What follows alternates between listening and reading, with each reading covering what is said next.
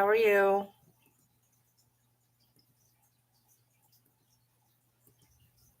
I don't know if anybody else is going to come. Apparently, they went out a little bit, right? Because Shelly got one. Hey, hey, Slanda.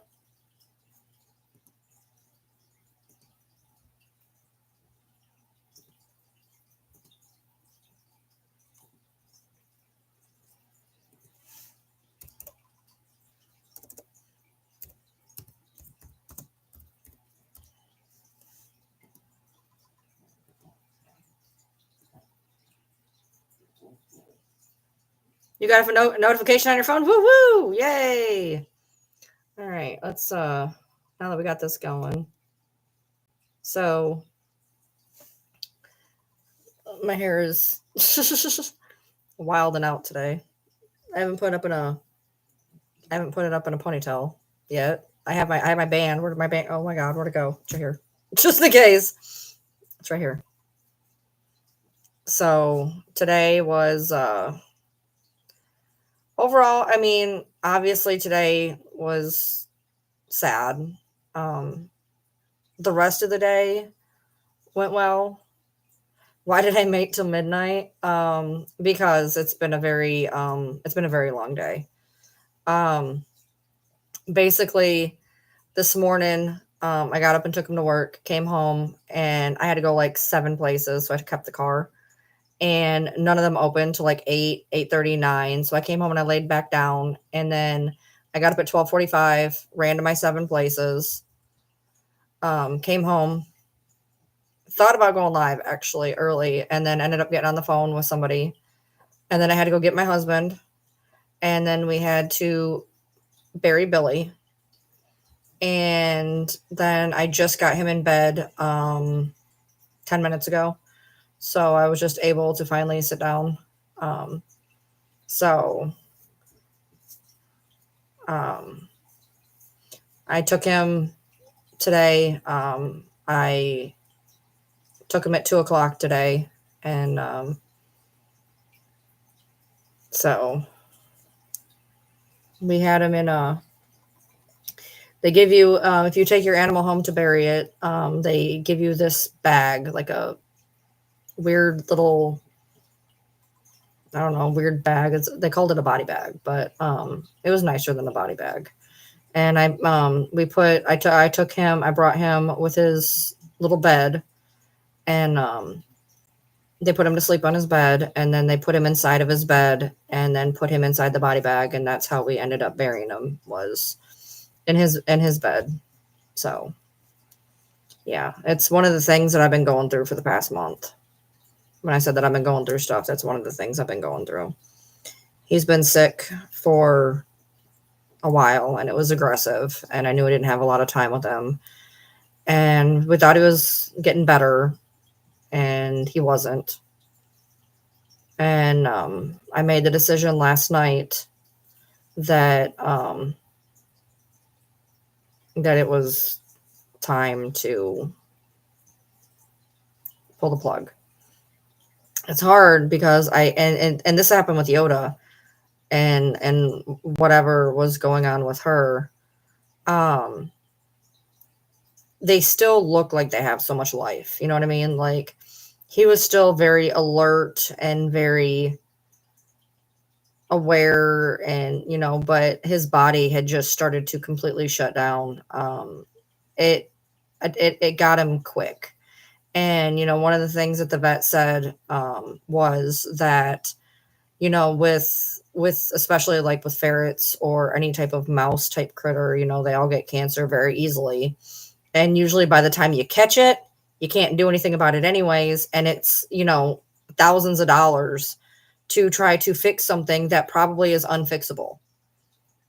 So, he was like, you know, he's like, there's nothing really you can do when it comes to this, because, with ferrets, it just kind of it starts, and then, like ferrets, they get cancer. Like, I've had 4 ferrets. 3 had cancer. Like, I don't have like a cancer mill in my house. I had 3 of them in Michigan and 1 in Kentucky, but 3 out of 4 of my ferrets had cancer. Like, it's a thing that happens with them. And they all got it on different parts of their bodies or whatever. It's very normal. And I knew a spot had shown up, and we were keeping an eye on it and whatnot. And I already knew what it was because my other ones had it. But we were, giving him the best care we could. And I didn't want to do it anymore.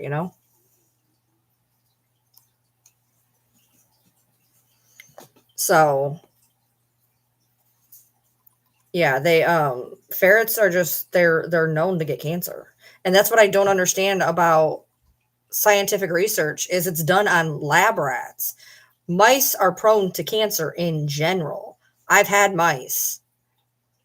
All of my mice have had cancer. It's a thing. Like, I don't understand why you would choose mice to do any type of scientific anything on and be like, "Oh, this gives you cancer. This gives you They get cancer to begin with. So, is it what they're putting into them, or is it the fact that they're just genealogied into having cancer?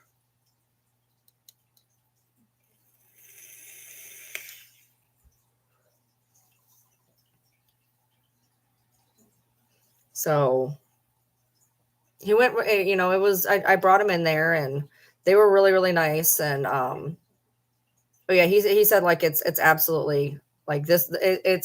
He's like, by the time it's bad enough that they start to show symptoms, it's done essentially. He's like, and by the time he goes, and even if you do that, he goes, the cost of all the tests is astronomical because it's a fucking ferret. And then on top of that, then they give you a prognosis of, doing like all this crazy stuff to where you're in thousands of dollars. And and it's not feasible. He's like, he totally understood where I was coming from. He's like, it by the time it shows up, there's already enough damage done that putting it through chemo or something is not going to give the outcome you want, because all that has side effects as well. I'm sorry, Amber. I've heard of that. I've heard of dogs and cats going. My one cat did that. Ow, hold on, my hair's stuck. Oh my god, there's a knot in my hair. Hold on. One of my cats did that. My diabetic cat. He he went into our spare room and passed away on his own. He just walked in there and passed away on his own. We couldn't find him, and he was in that room. That's apparently that's something like cats and dogs will do, is they'll walk away from their herd. And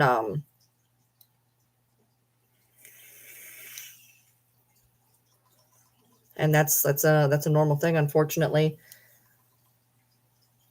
Why does my hair look red? It looks red. Doesn't look red.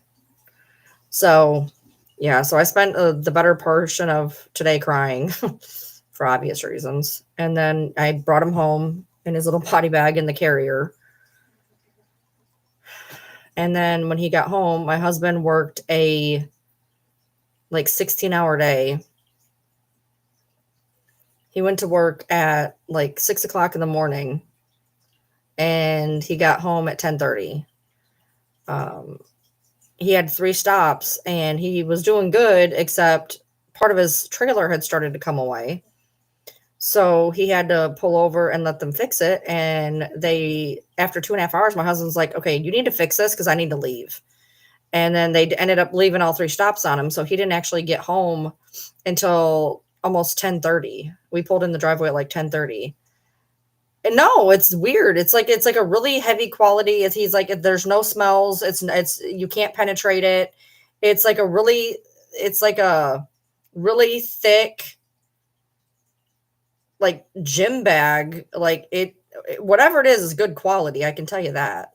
I was very surprised when he pulled out what type of bag it was, and it looked like he had like a pocket on the outside. It was weird.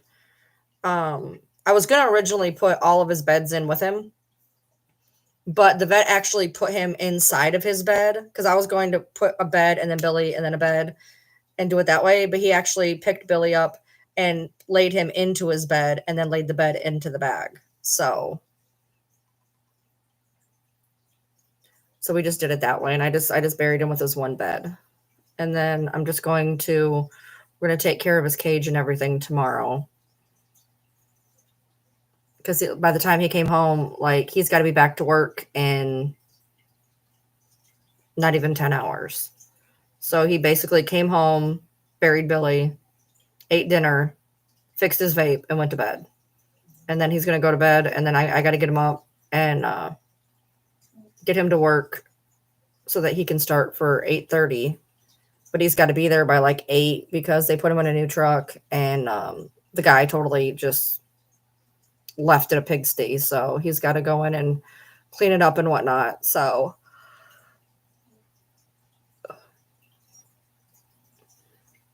$500 a week for treatment, or just give her special, more expensive food. Yeah, see, that's what we did with Yoda. We kept Yoda for we got like a few extra months because we ended up going the really expensive bougie food route, and it kept her around, but we waited too long with Yoda. My husband was never going to make the decision. It was just not going to happen. So it was on me, and I didn't want to lose her, and I didn't want him to go through losing her when he just lost Little Man. So unfortunately, sickness happens, unfortunately.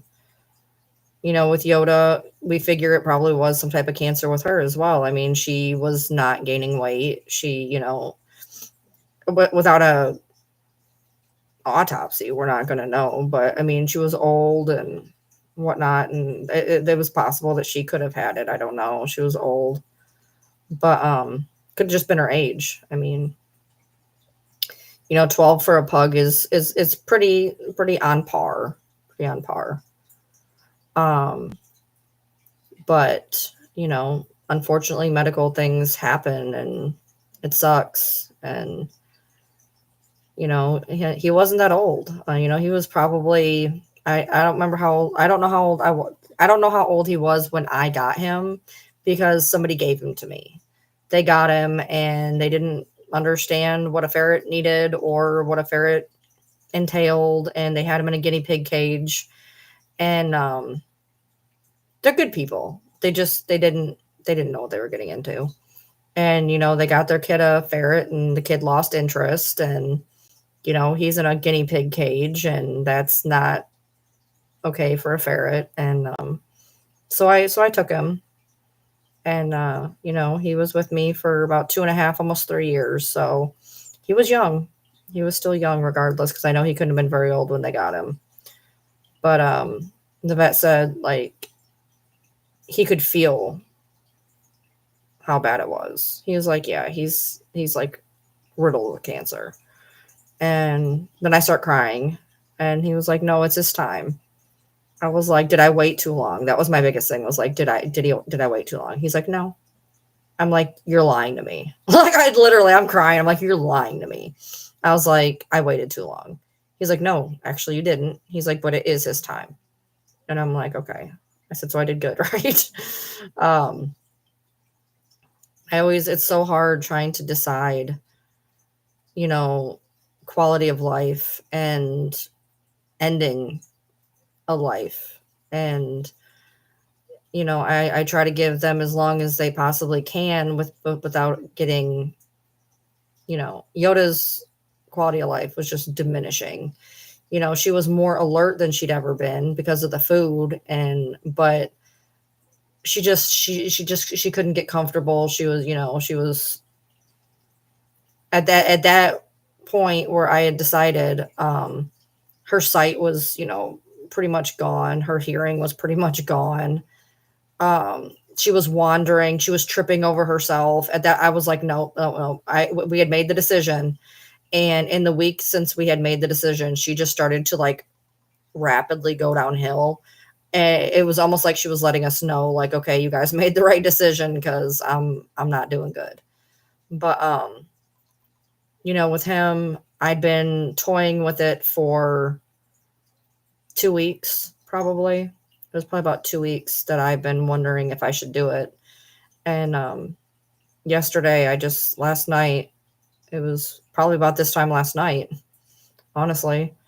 Um, he was up there eating his like 10th bowl of food for the day. And that was another thing in the past 5 days. He would just go through like 3 bowls of food a day. And big bowls, big bowls of food. Like I would fill his bowl up and it would usually last him, a day or two because it's a big bowl of food. Like it would last him a day or two or three sometimes. And he was going through 2 of those a day. And the vet was like, yeah, he's like, because his bottom half was where the tumors were, was all, big and whatever. But from his head to where the cancer started, he was skin and bones. He was like, yeah, he wasn't gaining any weight, even though he was eating and eating and eating. So yeah, that's my big thing is I just didn't want him to suffer. And I felt like if I waited any longer, I wasn't going to be able to forgive myself. So like, I feel bad that I even waited the 2 weeks hoping it was going to turn around somehow. Cause like, it seemed like it might have started to get better for like 2 days. And then I spent another week going, should I, shouldn't I, should I, shouldn't I? And so last night I was just like, you know what? I woke up my husband. I'm like, I need you to say goodbye to Billy because I'm putting him down while you're at work. So like I said, we had talked about it for weeks. He knew it was coming. So he said his goodbyes and I took him while he was at work. And then he buried him for me. We said, love you goodbye to him and put him in his little hole, which creeps me out. Then when he got him out of the bag like slid, like it didn't slid open, but like the bag was bigger than what I thought it was going to be. So like the bag like slid out of the carrier and I don't know where he was in the bag. And that's all I can think about is, okay, I know he was in his bed though. Unless he got dumped out of his bed. I don't want to think about that. But anyway. But he folded the bag under. So he put him and then he folded the bag under. So it was nice. And then we put him in the hole. And I hate burying things. But like, what do you do? I couldn't afford to get him cremated. It's expensive to privately cremate an animal. I've only ever privately cremated, what was it? 4 cats and 2 dogs. And they were all under 20 pounds. So like he wouldn't have been more than they were, but I mean, it's like $300 to $400 to privately cremate anything underneath 24 pounds. I don't have that type of liquid money lying around right now, especially because I didn't know, so we were like, well, we'll bring him home and we'll bury him. And I hate burying things, so it's frustrating, but I'm going to paint a rock. My husband said I can paint a rock and like put it as like a little gravestone for him. So, oh wow, Amber. See, that's what's so hard. Like, that's why I guess I can't. I never know when it's that time because, like, they're walking around and their eyes are bright and they're responsive and they're acting fine, but like they're dying. Like, this. And it's hard because it's like, do they know this? Like, what do their bodies feel like? Like, just because they look fine to look at them, like, do they hurt at night? Are they in pain? Are they uncomfortable? Are they tired?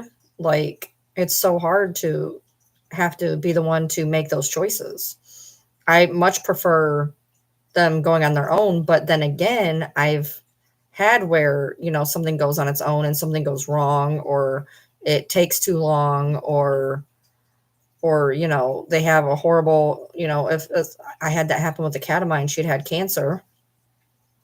Don't vaccinate your cats. I got them the rabies vaccine when they were little. I got them a rabies vaccine. Did not know this. Vet told me this. It can give fibrosarcomas up to 6 years later. Didn't know that because of where they put it in the body. So at the time I had 2 cats a year apart and it only happened to the one cat. It didn't happen to the other one. And it's not something that always happens, but apparently based on where they put this in the body, it can give you a fibrosarcoma up to 6 years later. Well, it was about year 6 because I asked him, I said, how the hell did she get, how does a cat get cancer? And they told me that it was probably from that. And I was like, okay, wow, didn't know that. Looked it up, learned something new every day. But she'd had cancer, and I had it biopsied, and she was on the table, and they were biopsying it, and they came out and they said she's hemorrhaging. We need to either remove the mass or we're going to lose her. So I'm, panicked, whatever. And I told them to remove the mass. Duh. Like that's. So they removed the mass and they told me they got it all. She's good. They got it all. Everything's great. It was cancer. But they got it all. Don't worry about it. A month later, it started growing back. I already felt it. A month later. I got an extra year. Grew right back. Same place, same area, same exact everything.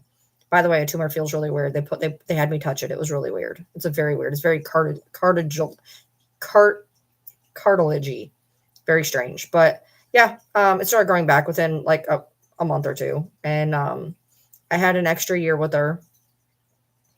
And every day with her was very day by day. And she was fine, We were it was our new normal. And one day she just woke up in the middle of the night screaming.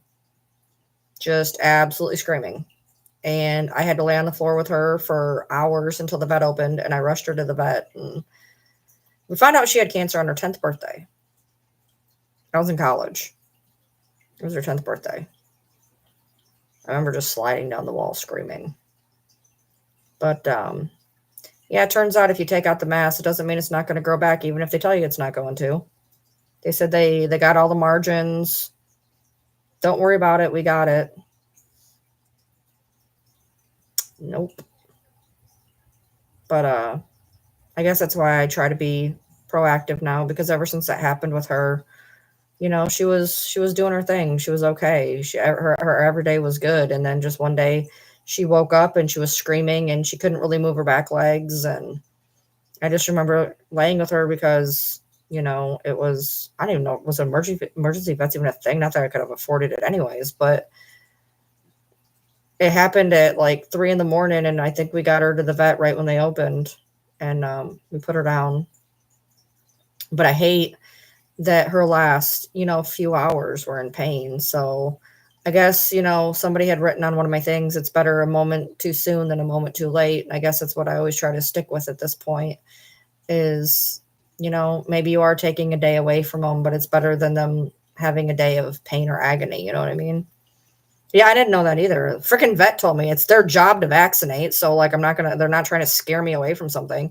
But then I looked it up and apparently that is something that can happen. It is a side effect that can happen. It was awful. She just yowled. I got woke up by it. That's all I remember. I remember getting woke up by yowling. I mean, when we went to bed, everything was fine. And I just woke up and she was just yowling. And, but I got her there as soon as I could. And so, but yeah, unfortunately, that just happens, They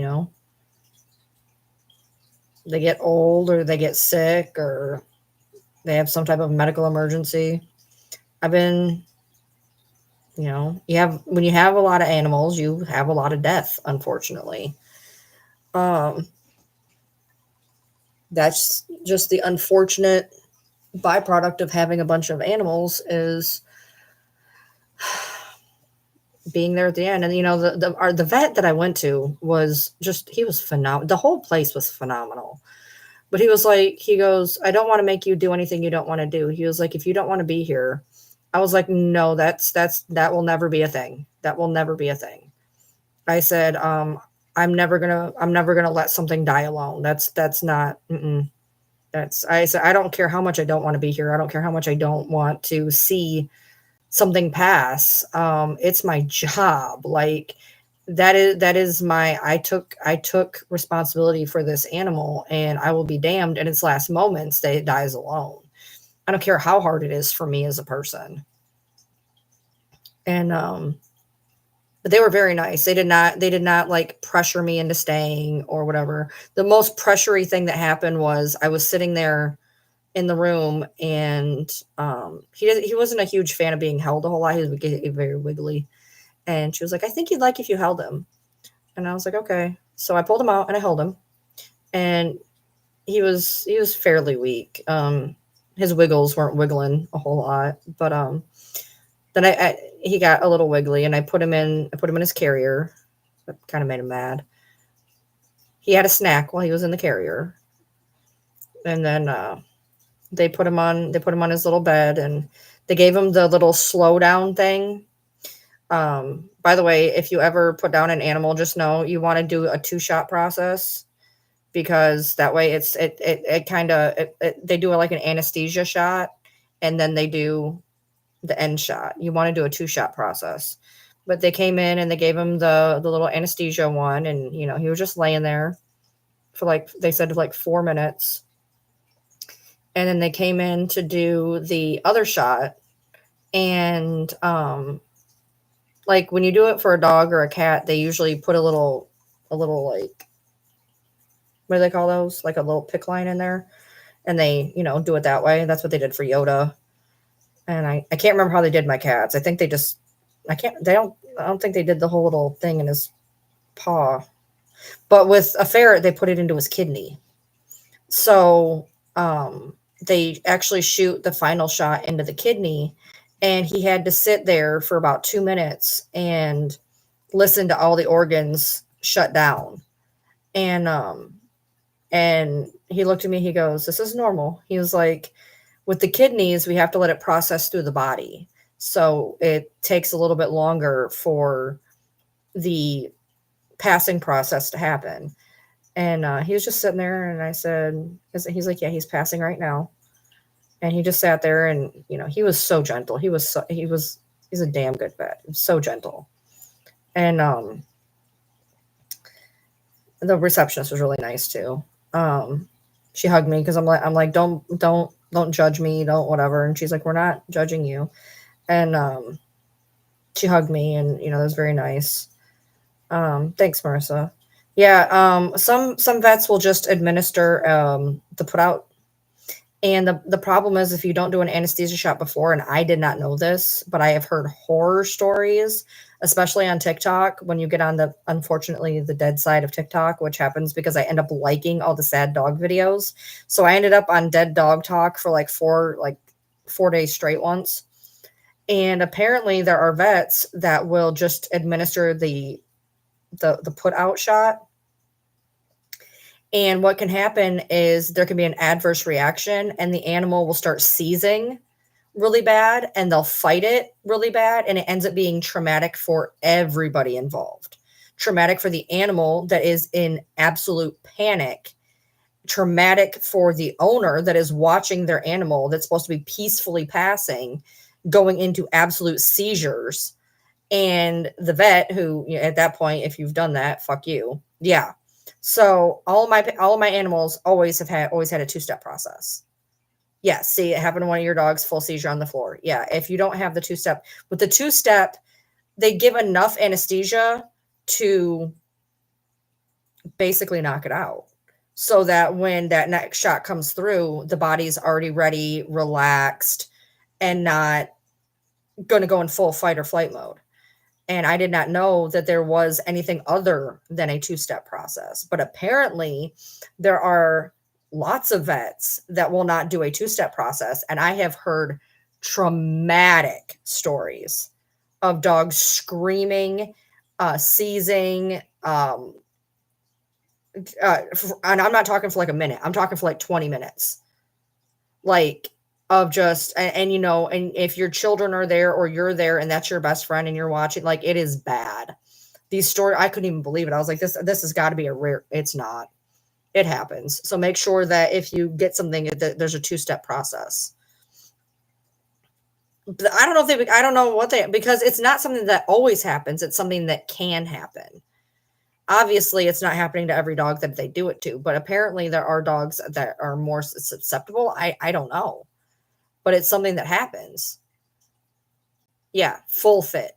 Screaming, barking, seizing, jerking, like, the things that people were saying is I couldn't even imagine. Like, you'd put me in a rubber room after the things that they said happened with their animals.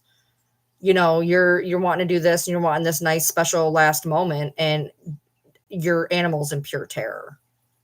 And then not on top of watching them suffer, but then you're sitting there kicking yourself because you did this to them. Like that like it's irresponsible to not do a two-step process. Yeah, you'd think just to avoid the possibility, just to avoid the trauma, let's do it smart, you know? I had no idea that there was different ways to do it. Now my cats, I believe he just did it in the back of the neck. I want to say it's been 10 years since I've had all my cats went fairly quickly.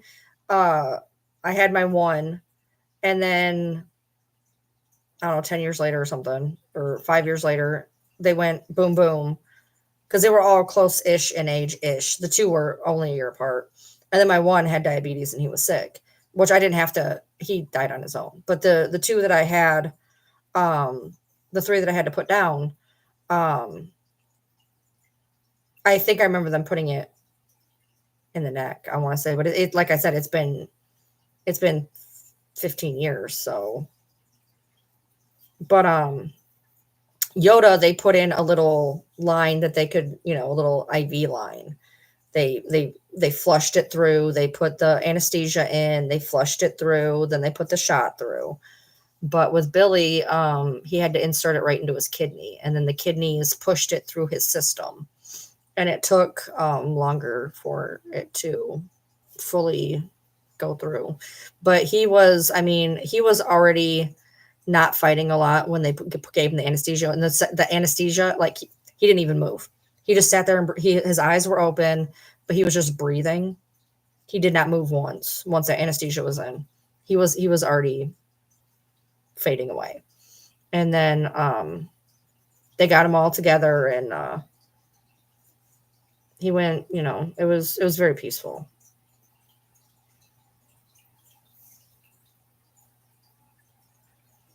Well, yeah, that's what I'm saying. That's what the two-step process. It's a sedation process and then the actual, as opposed to just hitting him with the anesthesia, or I mean with the euthanasia drug. They'll do like an anesthesia and then they'll go into the euthanasia, the two-step process. That's what I'm talking about.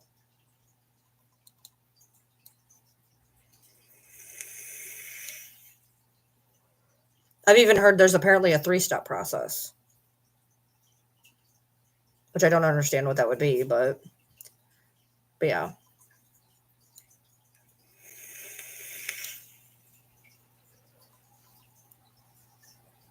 Yeah, if you were gonna go get an animal done, I would definitely suggest how it is they do it. And it didn't even pain meds before the sedation. Gotcha. Um, it didn't even occur to me to ask because I'm so used to the two step that he's giving him the shot and I'm telling him his goodbyes and he's like, okay, we'll be back in 4 minutes. And I was like, what? He's like, yeah, this was the anesthesia portion. I was like, oh. So he left the room and I talked with him for the 4 minutes and he came in. He says, do you need more time? He said, you can take all the time you need. He's like, do you need more time? I was like, no, we've already had our conversations because they were like 17 minutes late getting into the room anyways. I got there probably 10 minutes early. They were 17 minutes late. Then, so I had a good half an hour to sit in there with him and cry with him and talk to him. And so at that point I was like, no, let's just finish it. So yeah. So I mean, it went nice. It went nice. I don't have any regrets on that aspect. It went well, and I do feel better knowing that it wasn't. I mean, I knew from what I'd been through before. I knew what this was. Um, I knew what this was because there was a spot on him that I have seen on my other ones, and I already knew. And so when I pulled him out of the carrier, I asked them not to judge me because he had this spot, and he said, that's very common, and that as of this second, his life wasn't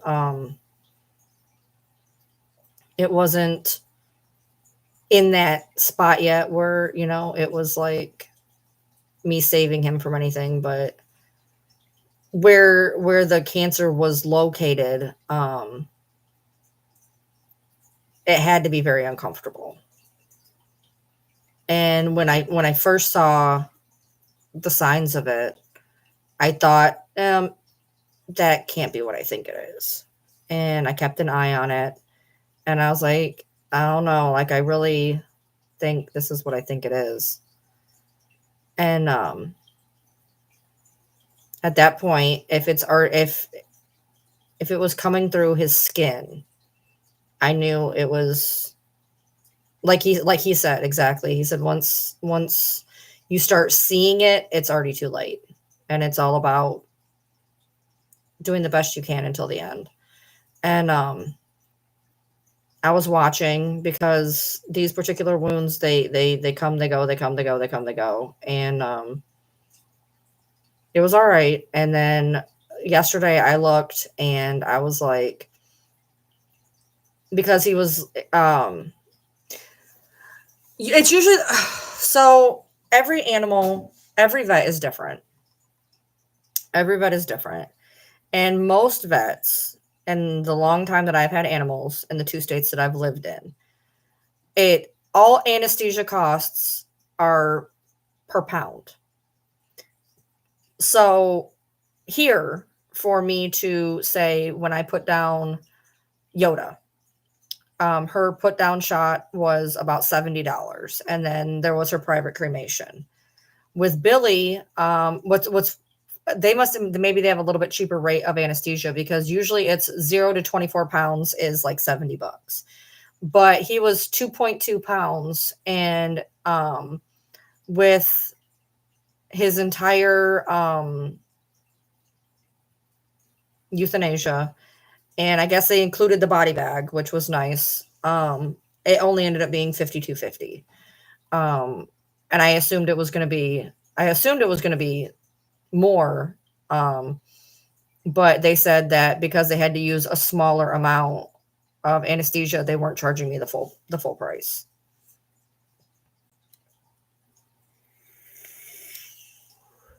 Euthanizing a pet isn't the expensive part. Even if you get into like a bigger dog, it may cost you, $200 to give them the shot. The problem is when it comes into the different cremations. You can take them home and bury them for free. So these are the options you get. So you can take them home and bury them, or do whatever you want with them. You can pay the vet a disposal fee for people who don't have a place that they can bury a dog. People who live in apartments that don't have access to land, they may pay, if you can't afford a cremation, you could pay a disposal fee of, like, I've seen it like $60, where essentially they throw your dog away. Or maybe they put it in a mass cremation. I'm not sure, but they dispose of the body for you. And then there is a communal cremation, which is where your pet and a number of other pets are put into a oven together, or one after another, to where all the ashes accumulate, and then you pay and you get a portion of those ashes back, but they're not just your pet. And you'd go, well, why would I want that? Why would I want that? I'll tell you a couple reasons why you might want it. One, private cremation is ridiculously expensive. Communal cremation is you're getting a part of your pet back. You're still getting a part of your pet back. And you go, well, I don't know the other dogs. Why would I want that? Just look at it this way. This is the way I look at it. Because if I have to do a communal cremation later, this is how I've thought to come to think of it. I'm not just honoring my dog, I'm honoring all the other dogs as well. And maybe their owners didn't get their ashes. They didn't get that money. And you're kind of honoring not just your pet, but all the other pets that were there as well. That's the way I feel about it anyways. Those are more expensive than the disposal fee. And then you have private cremation, which is where they put your animal into the crematorium and you get only back your animal's ashes. I've done that for 4 cats and 2 dogs, and it's not cheap. I've been very lucky in the aspect that all of my animals were under 25 pounds. Yoda just barely. But it's gotten prices rise as the years change. But even a small dog around here, like for instance, Yoda cost about $330 with her shot and her cremation. And when you're doing that over and over and over again, it does get pricey. But when you have a bigger dog and you're paying per pound, it can make it to where it's very hard for people to be able to have a private cremation for, say, a Rottweiler. So they might want to do a communal cremation so they can still have part of their friend, which there's nothing wrong with that. And then if you can't even afford that, well, then you can, why would you do that? You can either bury it yourself, or some of them will do a disposal fee, which is, nobody wants to do that. But unfortunately, that's where some people, a lot of times when death happens, it happens out of the blue, and you may not have, $300-$400 just sitting around waiting for your animal to pass.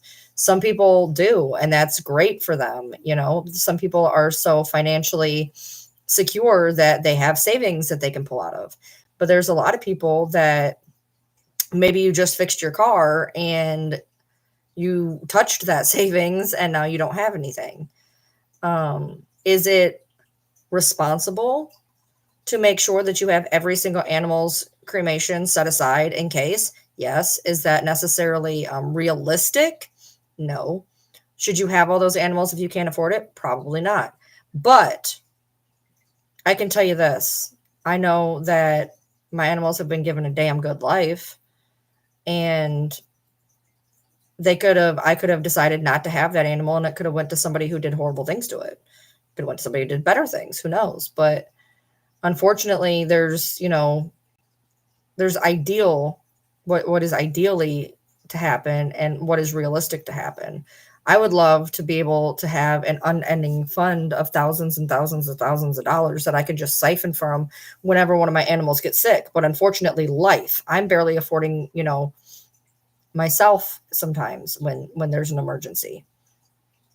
But you go, well, then you shouldn't have animals. Okay, well, then you shouldn't have kids. It's the same concept. Times get tough. You don't put your kid into foster care. A lot of times, especially with us, we would get a dog or whatever when things were good and life was great and hurricanes didn't hit. But shit happens, and then you're stuck here, and there's weeks where you cut back on groceries to make sure your animals have food because life happens. And I could do the easy thing. I could say, you know what? I can't afford these guys. It's cutting into what I like in life. And I just need to get rid of them. I can't afford them anymore. But I feel like that's irresponsible to me. I guess it's everybody's version of what's responsible and what's not, I guess. Because I feel like just giving up on something is not okay. There we go. I had a piece of hair stuck around my earring. There we go. Yes. So all the vets that I've ever been to offer communal. Now, I'm not saying every vet does, but every vet that I've ever been to has a communal option. Like I said, private cremation is not cheap. And like, for instance, like with Yoda's, okay, with Little Man's, we got back a little baked footprint that was not very good, by the way. His little paw, he didn't weigh nothing, and it was a horrible footprint, but whatever. We got a little baked footprint, and his box, standard box, nothing flashy, nothing special, just the normal box they come in. And that's all we got for Little Man. And then with Yoda, they had changed companies right after Little Man, and we got the baked footprint, which hers went through very well. They had given us a nose print, or not a nose print, but a paw print the day that it was, so we could go get our tattoos. But they also did a bronzed. They did a bronzed print as well. So we'd gotten a baked print, a bronzed print, and her standard ashes back in a non picked out box. And both of those one ran me like, because I didn't have to give the shot for Little Man because he passed at home. Little Man passed at home. So we had to pay, I think, $275 for his cremation ish. It was about $275 ish, somewhere in there, $250, $275. And then with Yoda, we had to do everything there. So it was like $330, $322 or something. But those are smaller animals. So, you know, you get in the bigger animals. I've talked to my husband. I'm like, I don't know. We may have to do a disposal fee. Like, I don't know. And it sucks. I don't like having big dogs because of things like that. You know, not to mention the fact I can't move them very well. They stand in front of you and you can't move them.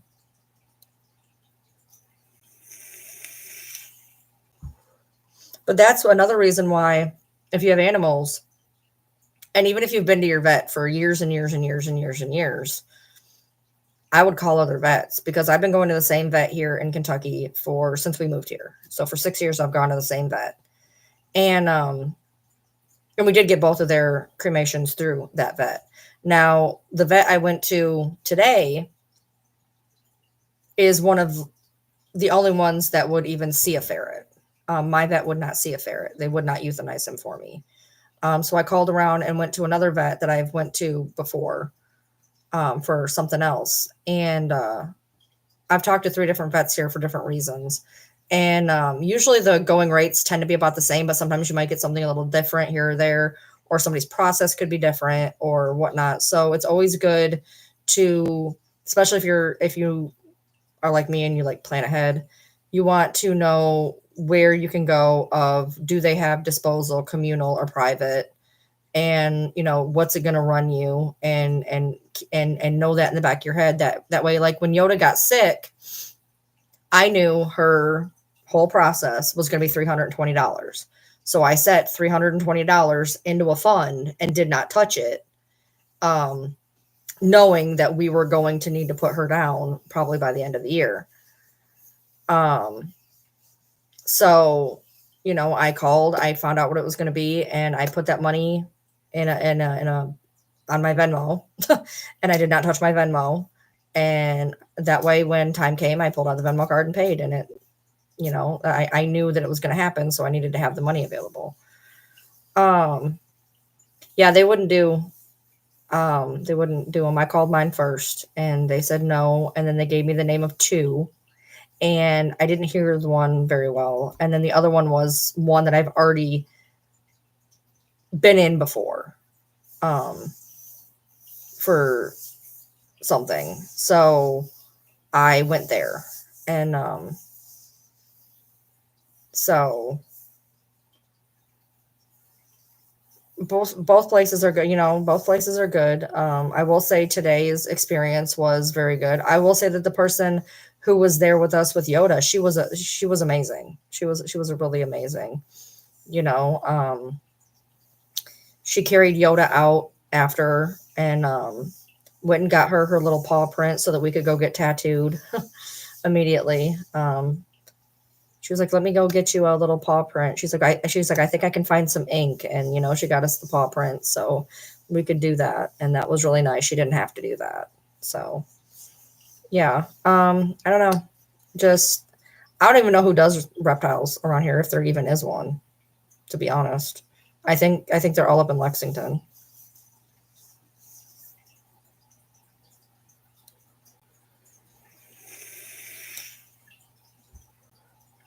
The reality is, when you get into the small critters and stuff,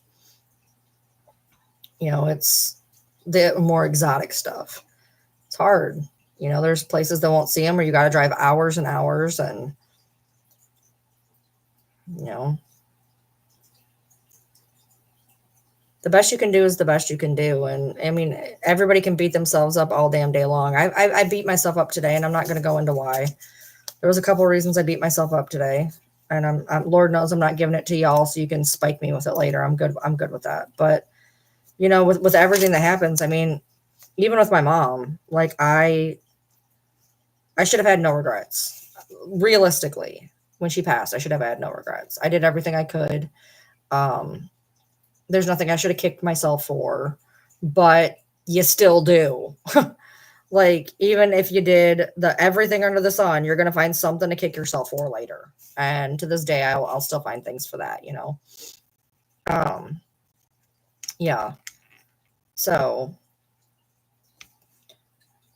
but I love having ferrets. Like I said, I've had 4, but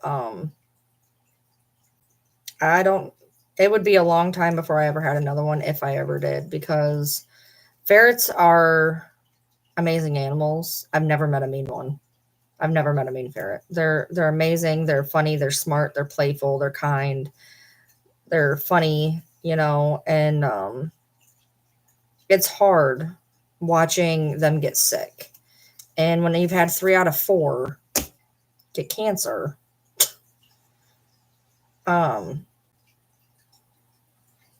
you just don't want to do it anymore. So every time I'm at the pet store, I see a ferret. I'm like, I want to bring him home. I want to bring him home. But like after this time, like I don't know, just it's something. It's just not. It's just hitting me. Like I don't know if I could do it again.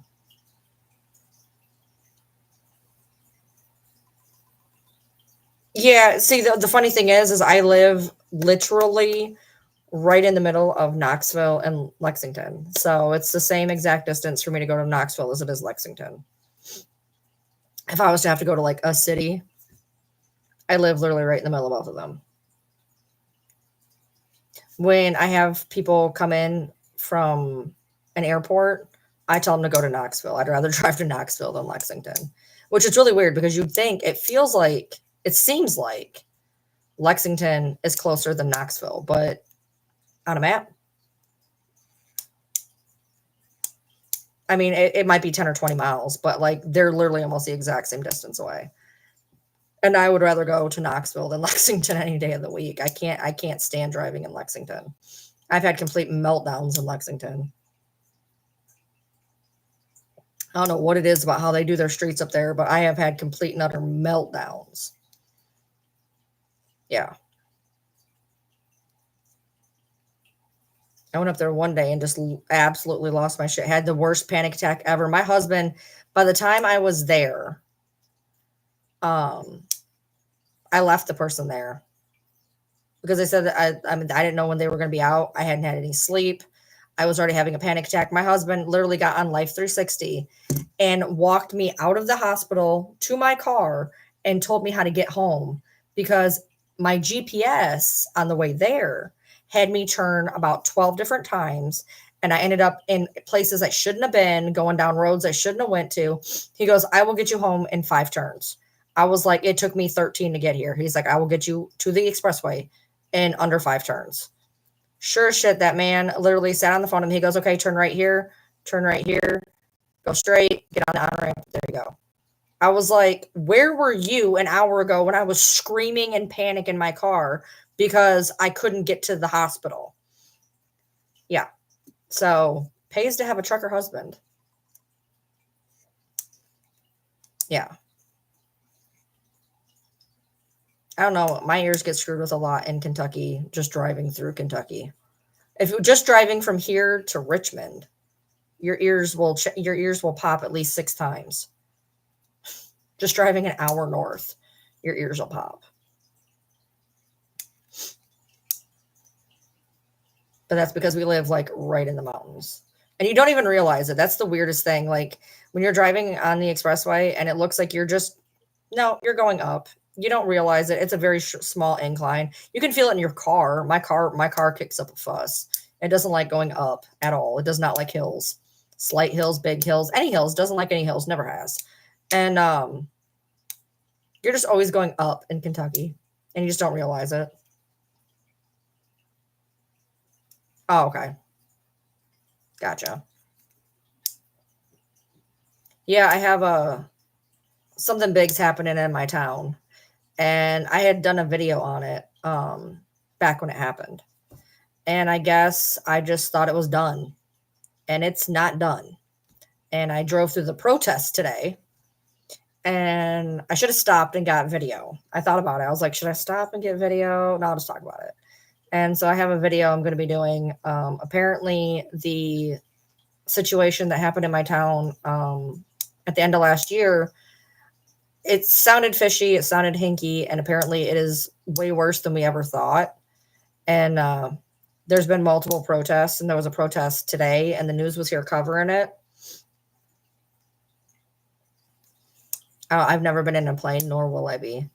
But yeah, so I'm going to be doing a video on that, and I was planning on doing that earlier, but like I said, I've been going nonstop since I got up, and I haven't got a chance to sit down and do anything. I have one long form content. It's gonna be a minute for me to do because I'm actually gonna have to put it into an editor, which is gonna suck. I don't want to do it, but it's too long. I'm gonna have to because I'm gonna make too many uhs and ums, which I'm gonna do anyway. But I don't want to go. I want to make it to where it's as palatable as possible. And then the one that I'm doing about my town here, I'll be doing that in the next couple days, I think. I didn't expect today to be as full up as it was. Last night when he went to bed, I was under the assumption I wasn't even keeping the car. I was like, I'll keep it Tuesday. But then he's like, we're going to be out of dog food. Turns out we had enough dog food for tonight. He didn't realize that. But so we're going to be out of dog food. We're going to be out of goat food.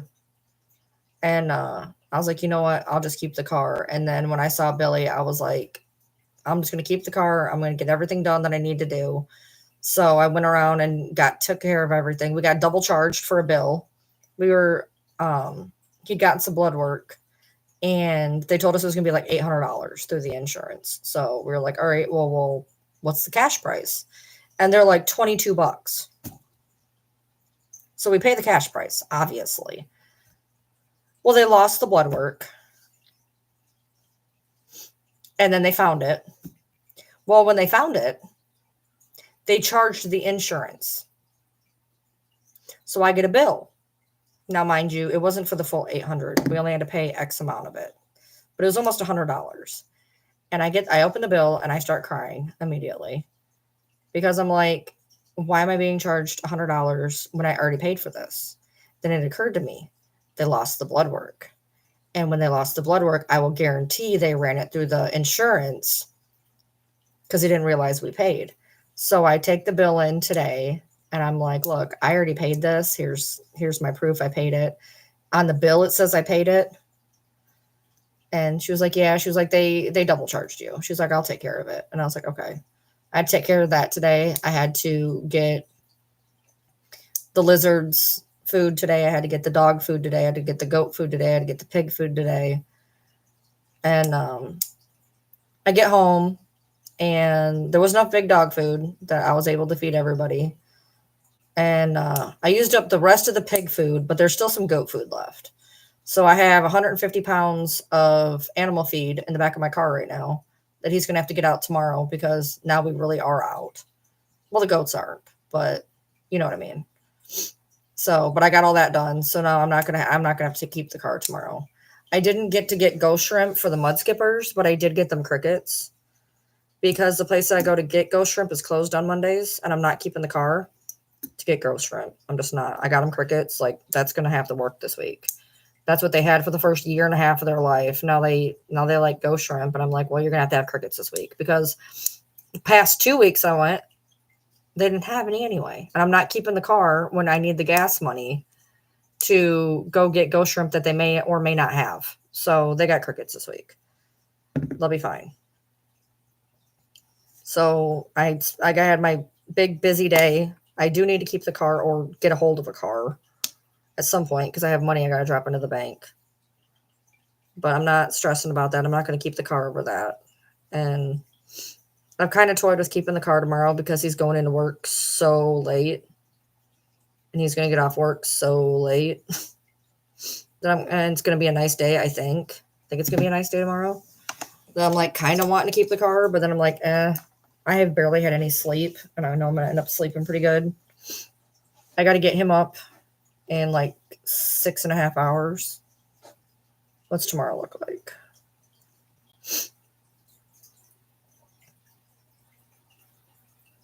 I had it on one different type of setting for the commercials, and then I changed it to let YouTube decide. And it's supposed to space them out correctly, but it does whatever it wants. So it's going to be sunny and 75. Wednesday, it's going to be 77 and sunny. Thursday, it's going to be 74 and cloudy. Friday, it's going to be 77 and sunny. And then Saturday, it's going to storm. And Sunday, it's going to partially storm. And then Monday, it's 48. So it's going to be 75, 77, 74, 77, 70, 66, 48, 61, 70. Okay, so there's just the one day it dips down. After that, okay, cold front must be coming through. So I will probably keep the car at some point this week, whether it's tomorrow or Wednesday, just so I can go to the bank and probably take Sissy to the park. I wanted to take Sissy to the park today, but by the time everything was winding down, it was already like 6:30. I still had to get through and do a bunch of stuff at the house. And by the time I'd be able to leave, the temperature was already starting to go down a little bit. So I would like to take her to the park, hopefully a day this week. I'm hoping. We'll see. So, ooh, 6 months. Good job. I need more people to have memberships. I haven't gotten a new membership in like forever. For like 2 months, I wasn't even putting up the link to do it. I need more memberships. But I seem to have the same people all the time. I'm not getting a whole lot of new even subscribers. So I have gotten some new subscribers. I've got like 20 new subscribers, which is nice. I don't know. I kind of stagnated out. But yay. 6 months. Good job. Yeah. I didn't put up the link for like months.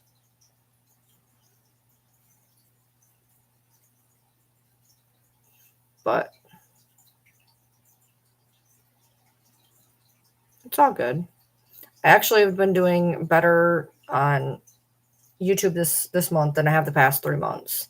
And I know this because I look at what my earnings that come in, and I was slacking so bad those last couple months that like I'm leaps and bounds where I was on the other months.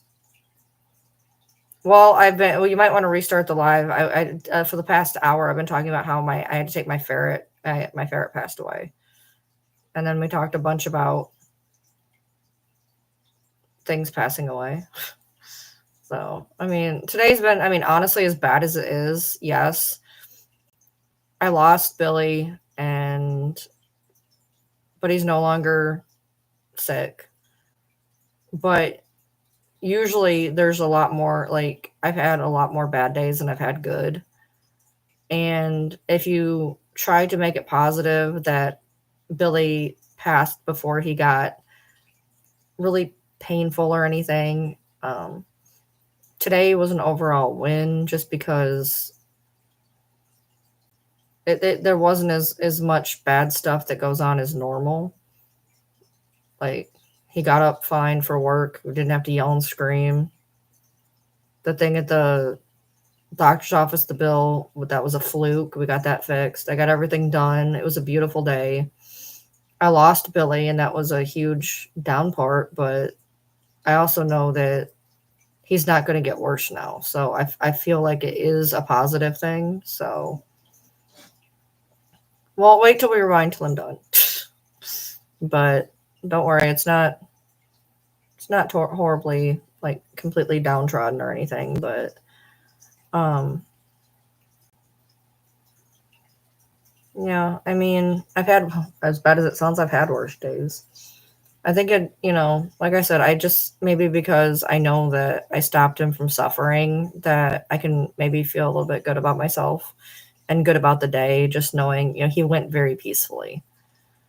He had a good morning. He had a good morning, and he's with his bed, and he got snuggles and snacks before he passed, and he went very peacefully. So I guess it's the best I could have asked for.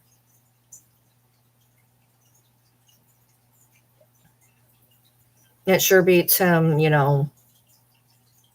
having a horrible, however long, especially for where it was located and everything. It was going to get a lot worse. It was already going that route. It had been at that route, and it was only getting worse at that point. So, I'm just glad I was able to stop beforehand, I guess. But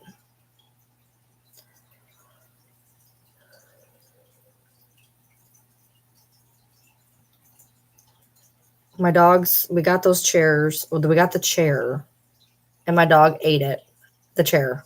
After he ate the couch, after she ate the couch, we got a chair. We got a recliner. She ate the chair. We sewed it up. She ate the chair again. Ate the chair before we could suture it up. Sutured it up. Or no, then we got this anti-chew spray. I didn't know what one was good. So finally I was like, I'm going to get an anti-chew spray. Got an anti-chew spray. They didn't touch it. We sewed it up, patched it. She has not touched it since. I used the bottle. It's not a big bottle. It's a bottle this big. This big. Does not cover a lot of stuff. It's a bottle this big. And I just doused the 2 recliners with it. Just doused it. Because we got another recliner on Sunday. So I went down to Tennessee. And I just doused the freaking recliner arms with it. And they haven't chewed on them yet. So yesterday I was sitting out in the living room watching TV. I gave him the original recliner, not because there's a patch on it. I sit in it weird. It was hard to get comfortable. And we were supposed to get this like power chair because it was from his grandma. And they were like, well, actually you can have any chair you want because we're moving. And I was like, I want that chair. And I got the one that I wanted to begin with, and I fit better in it. So been sitting out there watching TV and whatnot. So it's been nice. I watched the Ruby Franke documentary. Got that done. And then I've been watching Next Level Chef when a new episode comes on. Hell's Kitchen, SVU. Me and my husband started Paradise. Somebody had mentioned Paradise, and so I looked into it, and we started Paradise. I'm getting ready to start Yellow Jackets. So I have lots of TV I'm watching.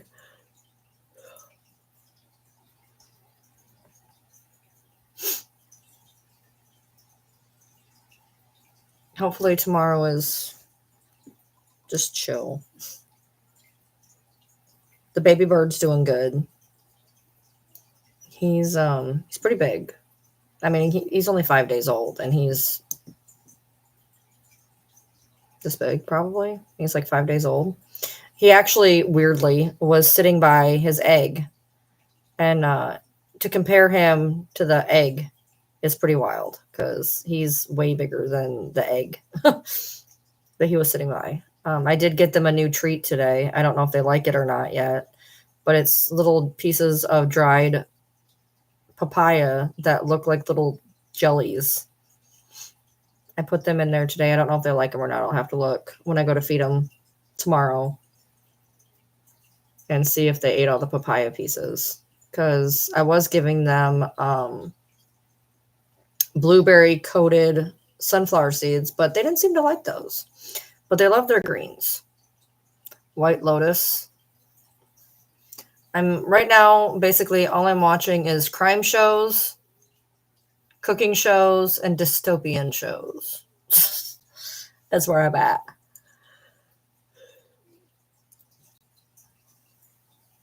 Me and my husband we watched 2 episodes of Paradise.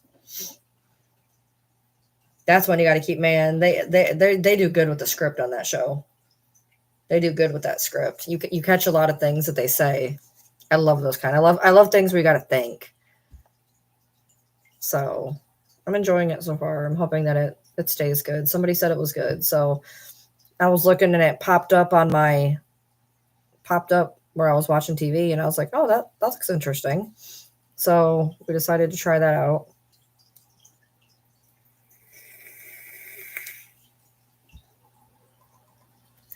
My battery's about to die.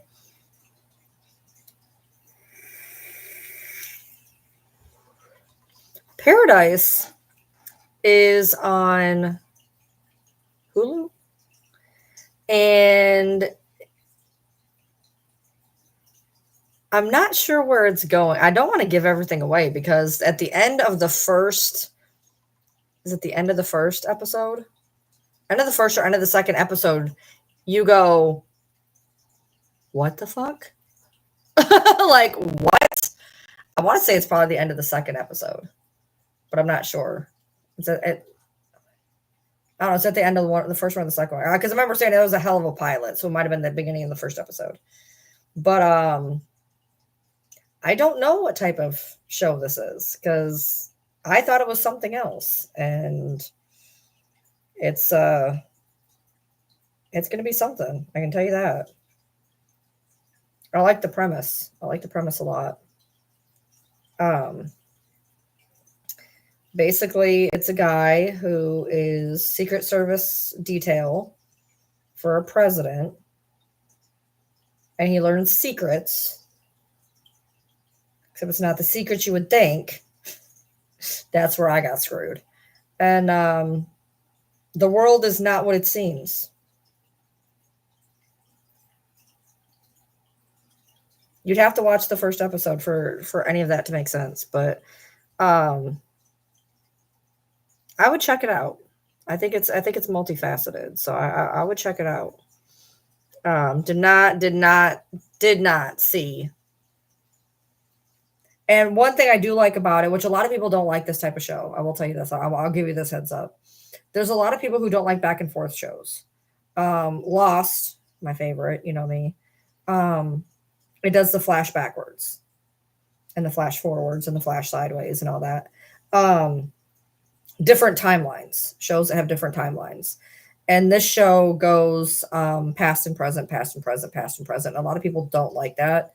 But for me, those type shows go so much faster when I'm watching them because I'm getting filled in on everything the way I need to be getting filled in on it. And so I don't feel like there's any downtime of a slow burn. So I actually enjoy time jump shows because it helps me understand what's going on. And this is definitely a time jump show. So I will tell you that. But it's done in a way like you don't even really realize it, man. But I don't know what they're gonna do with it. I don't know where it's going. I don't know nothing about nothing. And I'm just taking it episode at a time, but holy crap, man, this is not where I thought it was going. I was shocked, man. We looked at each other, we were like, what did we just watch? I'll say what? But I'm digging it. And they got some good actors in it too, which always makes things good. I always like when there's a good cast. You know, sometimes you'll watch a show and it's got nobody's in it, but it's a good show. Sometimes you'll watch something and it's only got good people in it and the show sucks. But this is and they filmed it really good. Like I have this thing with how they film shows. And okay, I guess I'm gonna use these. Give me 1 second. I'm getting my batteries. Give me 1 second. My vape died.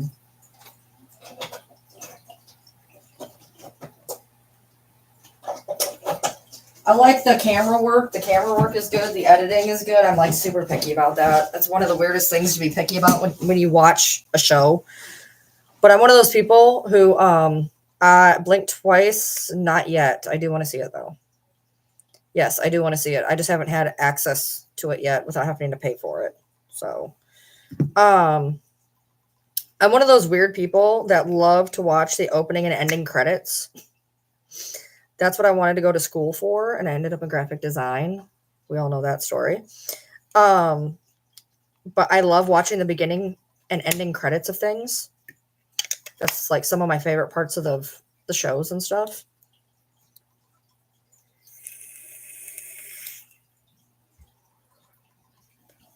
And so they have really good editing. Like I love like how how CSI's opener is, and the Fear Street series. I can't remember a whole lot about it. I just remember the Fear Street series that's on Hulu or Netflix.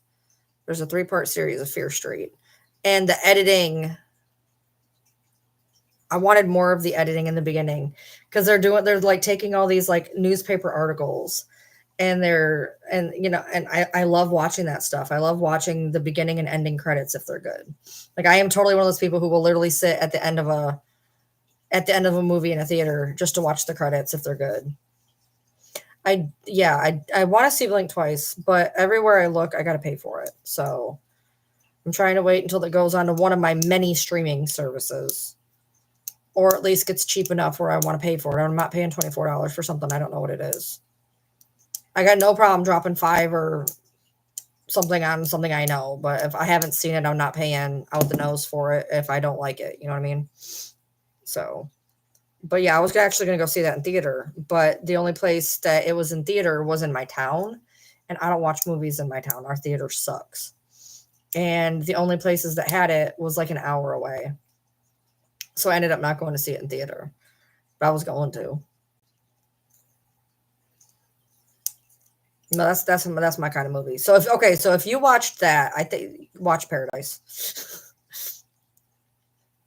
Blink Twice. I know the concept of Blink Twice, so like yeah, I would check out Paradise.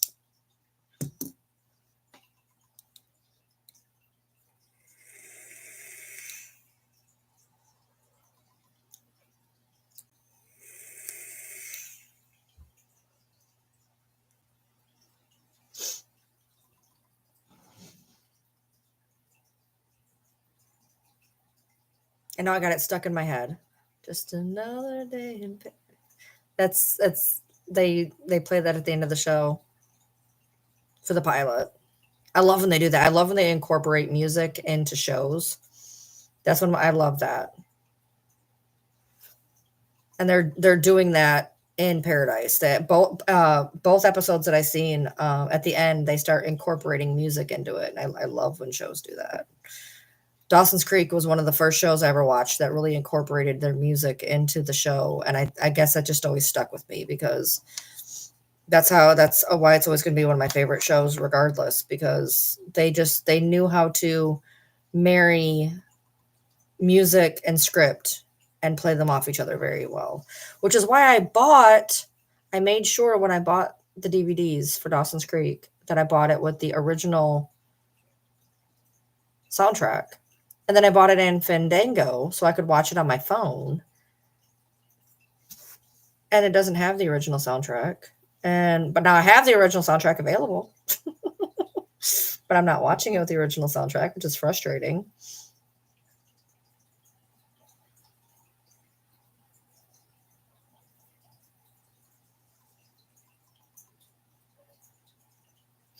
Oh, it's a dog outside. I was like, what is that noise? There's a dog out there making weird noises. I live in a place that has a lot of dogs. There's a guy down the street. He's got like, I don't know, like 15 of these dogs that bark a lot. Bassets or beagles or something. I don't know, but they're so loud. They howl all the time. And you could just hear it for miles. It's so loud. I can't say anything. I'm sure I'm that house as well because my dogs go out every morning when my husband gets up for work. I don't know how my neighbors haven't just completely lost their complete noodles on us, to be honest. because every morning at like stupid o'clock in the morning, I have to let my dogs out. And when they go out, they don't go quietly. They go screaming the sounds of their people at the top of their lungs for a good 5 minutes. That would drive me insane, and I am so apologetic. They don't know how to just go outside and not be complete assholes. The minute you open the door, they're like tearing over each other, screaming on each other's faces. And it's like, I am so sorry you have to listen to this in the morning. But it's their routine. And usually they get outside. They go outside. They're really awful for the first 30 seconds to a minute, and then they calm down. It's just when you first let them out the door, they are just so loud. And I feel awful. I'm just glad that as soon as they get off the stairs, once they get off the stairs, they start to settle down a little bit. And then the three of them will get a little bit past the stairs. I'll fight each other for a minute, and then they'll just do their own thing. But if you leave them out too long, they'll start conversing with the dogs down the way, and then they all bark at each other.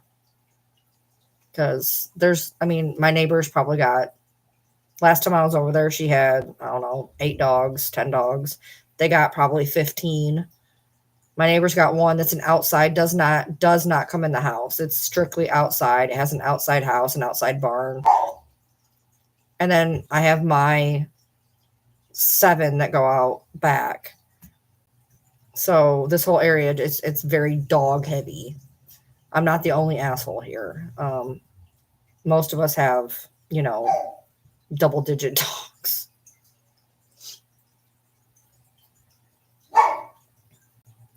What's they barking at?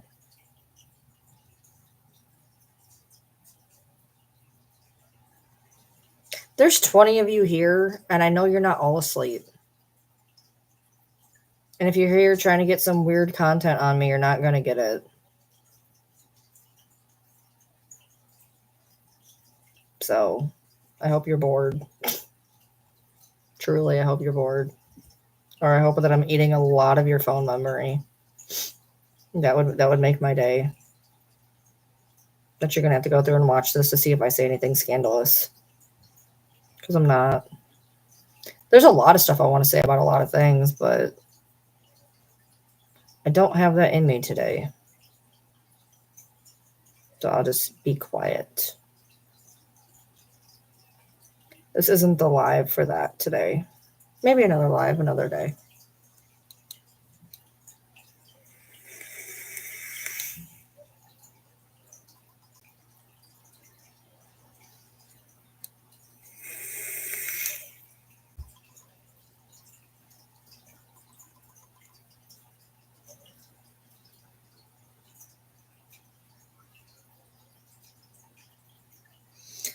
I bought a new type of lens cleaner. I'm on my last Walmart glass wipe. I bought new ones. I don't know how these are going to work. I'm not a super fan of the Walmart ones, so I'm hoping these will be decent, but we'll see.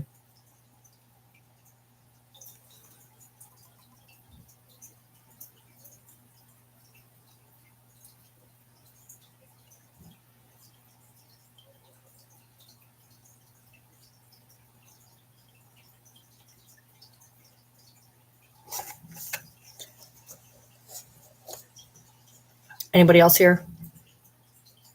I've managed to basically, for the most part, talk to myself for an hour and 25 minutes. A few of you guys have talked to me every now and then, but there's 19 of you in here, so anybody actually here want to say anything? One of these days, I truly am just going to sit here in silence while 18 of you stare at me, since nobody wants to say anything. Today is not the day for that either, though. So you've been spared.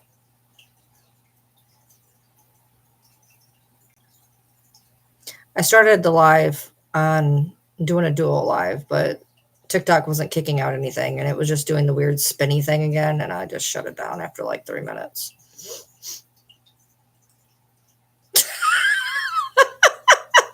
About electricity? Are they arguing about the Canada thing? That's my favorite.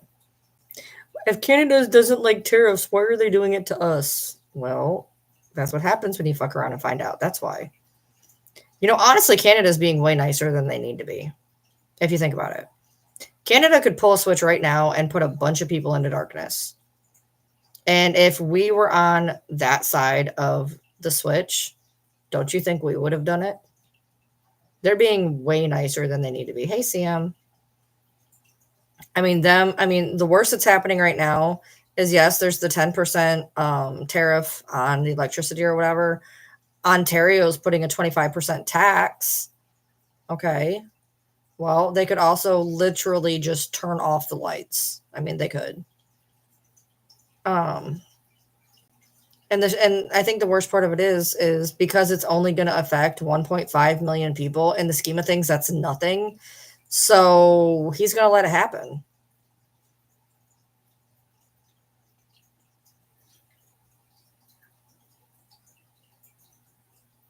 What do you mean? According to him, we need to find a different electric company. He's from Michigan. I can't believe he would say something so fucking asinine. Well, Michigan has lots of. It depends on where you are in Michigan of whether or not you're going to be affected to begin with. I was reading on Threads and somebody's like, "Oh, Michigan gets all their electricity from Canada." No, they don't. I was from Michigan. I lived next to the DTE power plant. The only place that is lucky downriver to not have DTE is Wyandotte. So we had DTE.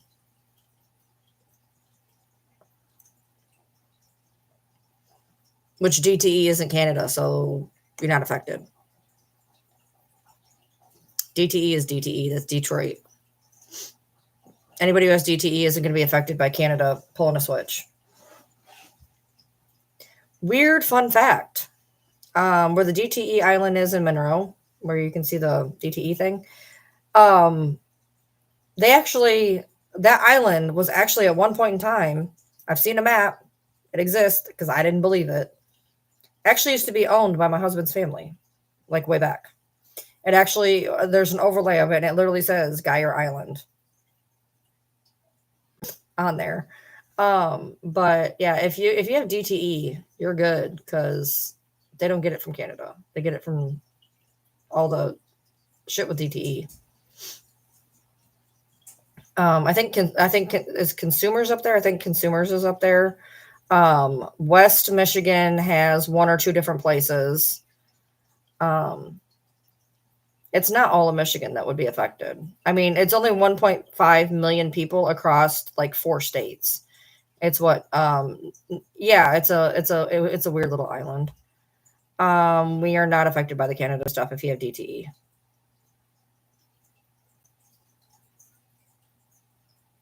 No. Detroit Energy. It's in the name. Your friend's an idiot. Yeah, there's only 1.5 million people in 4 states. I think it's New York. Was it New York, Michigan, maybe Minnesota? Or, yeah.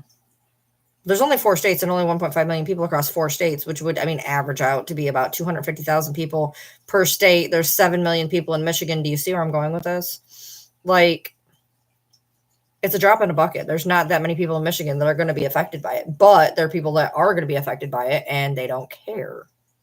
Yeah, it's I'm going to see if I can find the overlay. Hold on. It's in a book. In they have, you ever seen those? Oh my God. Anyway, hold on. You ever seen these books?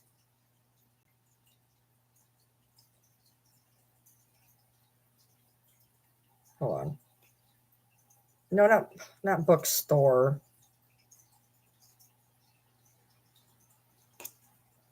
Christ on a cracker. Hold on.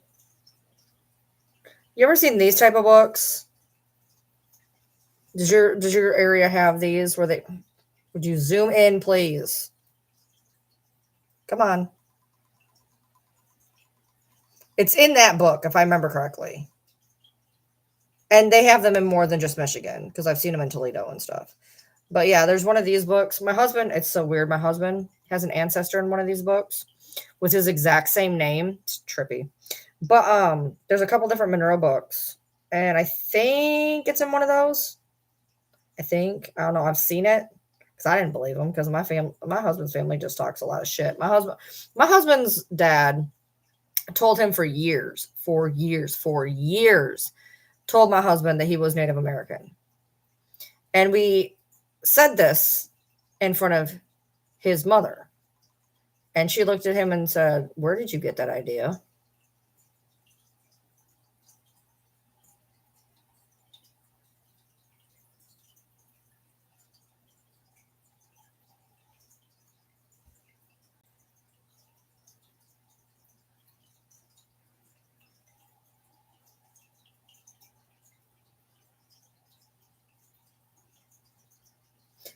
Geyers Island was an island in Monroe, Michigan that was the site of the Monroe Marsh Club's clubhouse.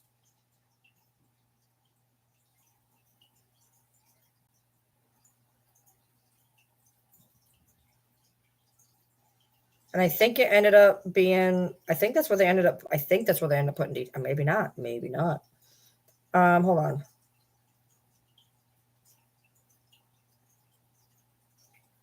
I'm going to learn something today.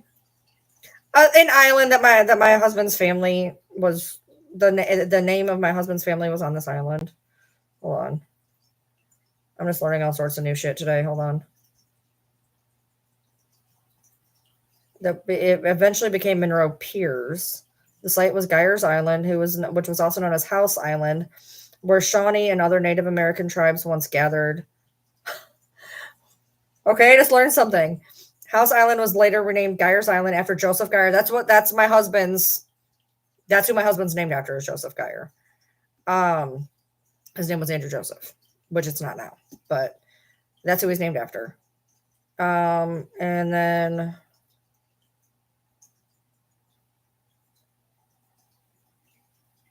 but in this book, they actually had there is a picture of what had to be my husband's ancestor because they had the exact same name. It was wild. This is about talking about a marsh. I thought that DTE ended up getting that island, but maybe not. They went to the yacht club, went to the lasting ecological marsh club adventure. Well, what ended up coming of it, dude? What did it turn into? Oh, look, here's a photograph taken on that island. Oh, that's not creepy at all. They're all like 300 years old and they all look dead. That's creepy. I'm good. Mm-hmm. Yeah. Hold on, let me see if I can find where it is. It's in like the River Raisin area. Hold on.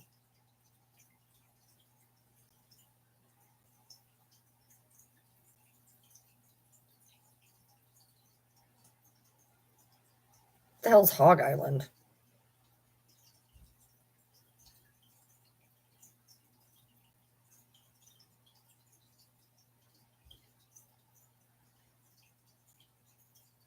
Oh, here's one about my Find a Grave. I should show this to my husband.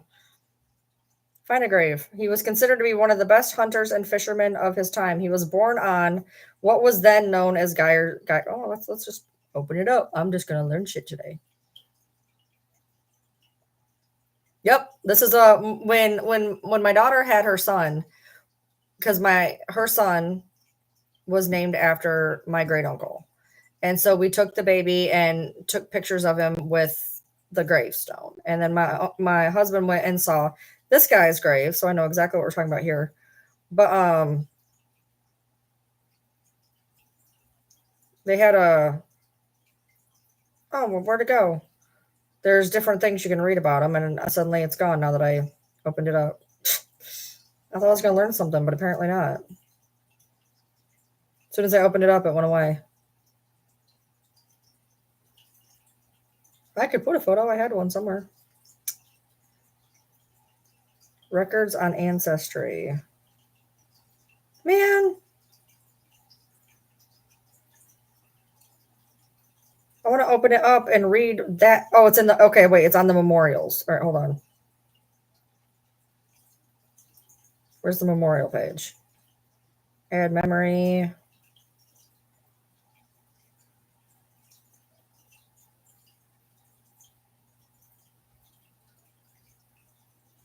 Except I don't see it anywhere. Well, that's annoying. Yeah, I don't know.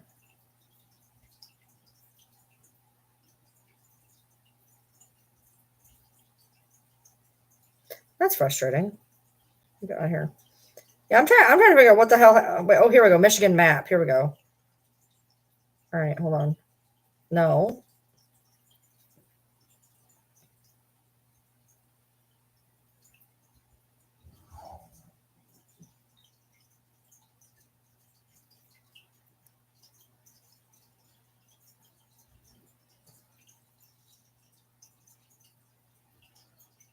Historical marker database. Monroe Piers. Resort along the lake.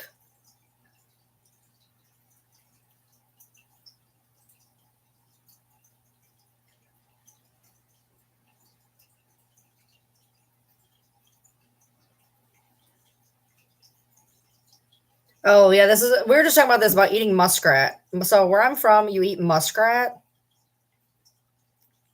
We literally talked about this on Sunday.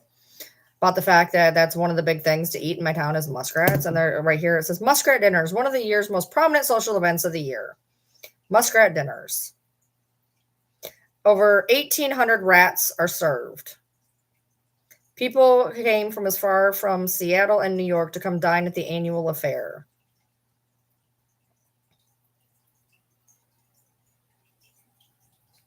Yeah, that's disgusting. But they still do it now.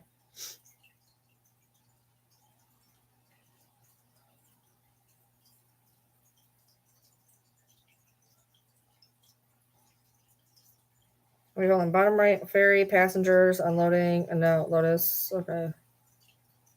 Can I blow that up? All right, so there's the island, but it's only wait, what?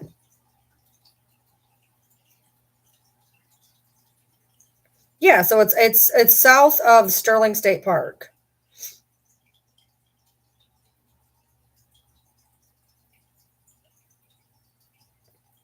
Or it's with Sterling State Park? I am so confused. I am so confused right now. Yeah.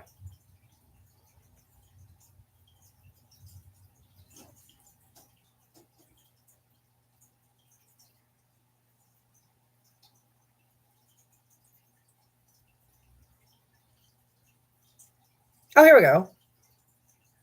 Location. It is on North Lakeshore Drive, south of State Park Road on the left when traveling south.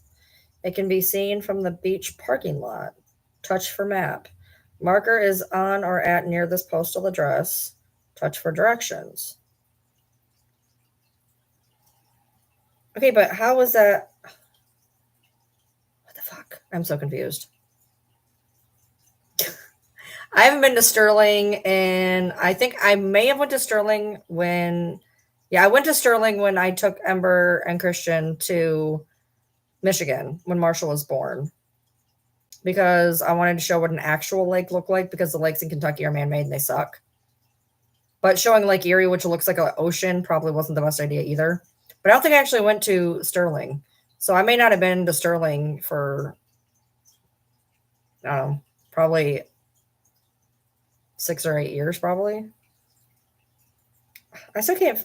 Another marker is no longer nearby. Lake Erie was approximately 8 miles away, but confirm missing. This marker is left of the marker in front. I literally now want to call the Historical Society in Michigan and be like, where's the island? What happened to it? What happened to it? This one is from East Toledo Historical Society, 2 miles east of Monroe, Michigan. This picture's from 1871.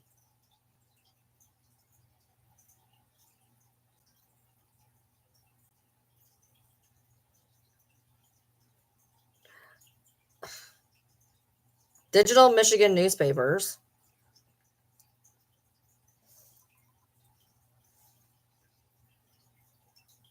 I am. I'm gonna call. Tomorrow. I'm gonna call the historical society and be like, "Can you tell me where this is?"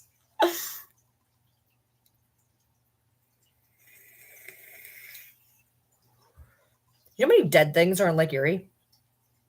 Do you know that we were literally told in Monroe that we could not eat our fish because they were radioactive? We were a whole ass Simpsons episode, dude. Especially when you get to the DTE power plant up there, up by Detroit. There is a whole thing where bodies will literally they go out and they come back in and they come out and they come back in because of the turn thingy that's over by the Detroit power plant. Bodies will just circle if you fall in. Yeah. Lake Erie, Lake Erie's scary. I was on Jet Express once and I took a picture on Jet Express and like it looks like there was just a bunch of orbs. Lake Erie's scary. I don't know. It's big, it's vast, it's like looking into an ocean. If you are standing at like Sterling State and you're looking out, like a lake shouldn't look the way Lake Erie looks, in my opinion. Now that I've been other places and seen other lakes, Lake Erie is weird. That's probably why it's called Erie. Yeah, I lived 6 miles from the Fermi plant. My sister lived a mile from the Fermi plant. Let me just tell you about what happens with the Fermi plant. So, yeah, the vitamin K thing. Let me tell you about the vitamin K. That's what I was going to tell you. Let me tell you about the vitamin K thing. So, but way back when I was a kid, they would send out replacement of those pills, right? Well, they stopped doing that probably about the time I was 7 years old. So we were all going to die anyway.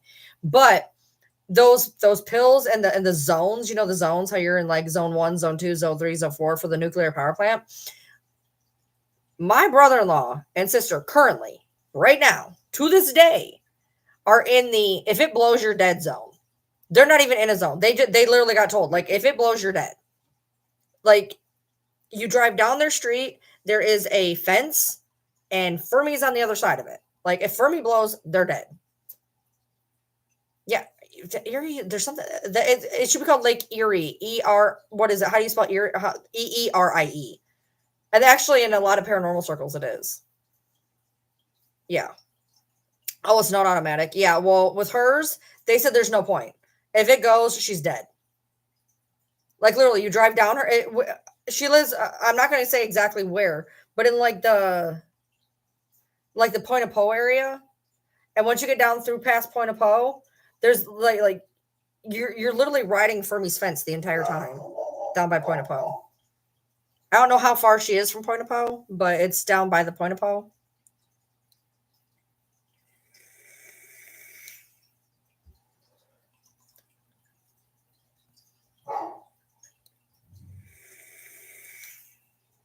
She lives I can't even remember the name of where her thing is exactly. But yeah, she's like right by fucking Fermi. Right by. And I'm like, I don't even know how you could do that. That's like I lived in the have to evacuate zone. The farthest I ever lived was when I actually moved closer to Fermi. So I grew up in like zone 3 for like 23 years. And then I moved a little bit farther west. So I was like zone 4 or 5. And then I ended up moving 6 miles from Fermi before I lived in Newport for 5 years before I moved to Kentucky. And that is it literally I could get to Fermi in under 10 minutes. It was like 6 miles away. Yeah. Yeah, she's like in the blast zone. But the thing is, and I guess this is the only reason why it never freaked me out totally, is Fermi's not really, I mean, I guess any nuclear power plant is a blaster. Like, don't get me that way. But the thing you have to worry about with Fermi isn't the blast. It's the fact that sometimes their shit shuts down. Sometimes like a warning will go out because like one of their things malfunctioned or something timed out, and that is way worse almost because it happens more regularly and randomly than somebody just driving a plane into it. But like that's the stuff that's like that you have to worry about on the regular is like if systems start to fail or something like that, that's more likely to happen than somebody like flying a plane into Fermi. Yeah, I don't know. I couldn't like it was weird enough living 6 miles away. I couldn't imagine like being able to walk there. That's a lot for me. Like that's a lot.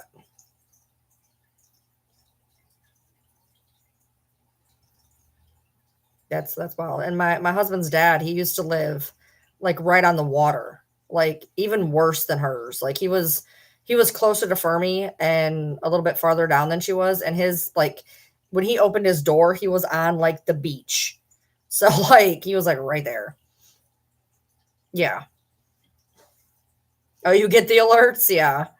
I only ever really remember like two or three of them ever.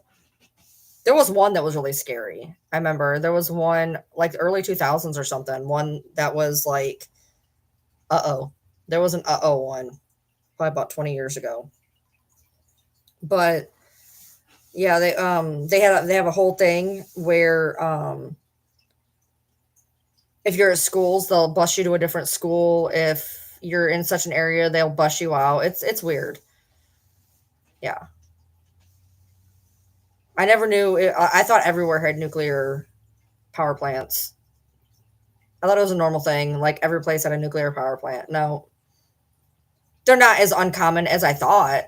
Once I grew up, I was like, "Oh, so this is uncommon." They're common, but like not every town has one. Now when you get an alert, you're in Ann Arbor. Well, that's a little bit better, you know. Um,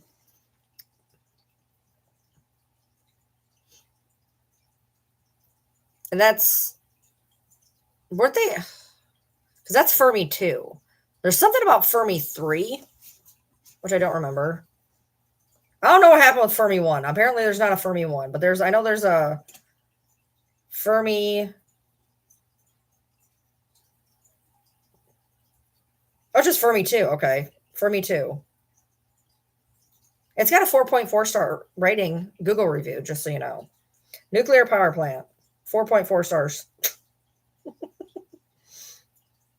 Yeah, it's just Fermi 2. I thought there was a Fermi 3. Oh, wait, what happened to Fermi 1? Whoa, what's this? What? Okay, so we found out what happened to Fermi 1. Operation had been planned for 1959 and or early 1960, but Fermi 1 achieved a critically on August 23rd, 1963, while slowly increasing its power over the next 2 years. On October 5th, 1966, it suffered a partial meltdown when the flow to the sodium was disrupted by a blockage of the inlet holes at the bottom of the reactor. Oh, they tore down the power plant in Trenton? I have a nephew named Trenton, or a cousin named Trenton. You can ask. You can wonder why. Probably conceived there. How many nuclear power plants are in Michigan? There's two, and they supply Michigan with less than 30% of its electricity. Why is Fermi shut down? It went 100% of electricity before it was permanently shut down in 72 for financial reasons. Oh, look at this.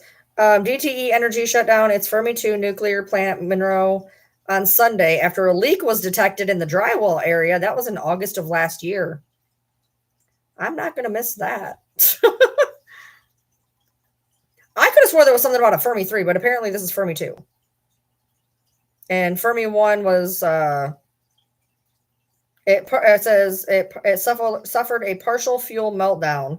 Although no radioactive material was released after its repairs, it was shut down in 1972, which then turned it into Fermi 2.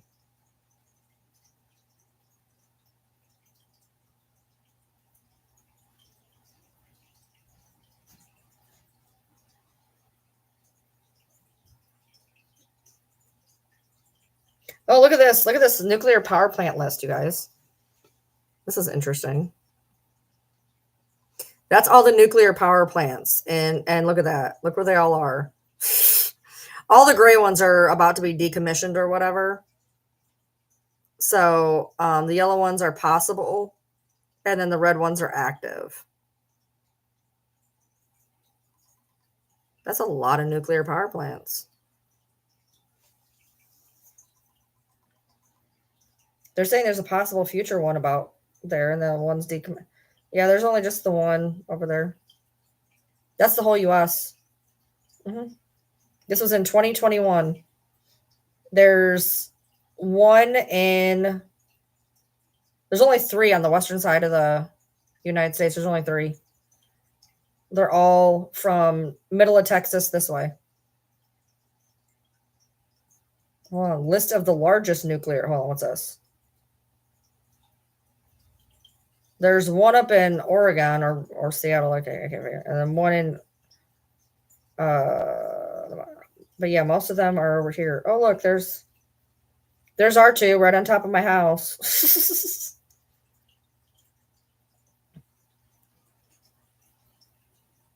That's wild. Stop, let me out of here.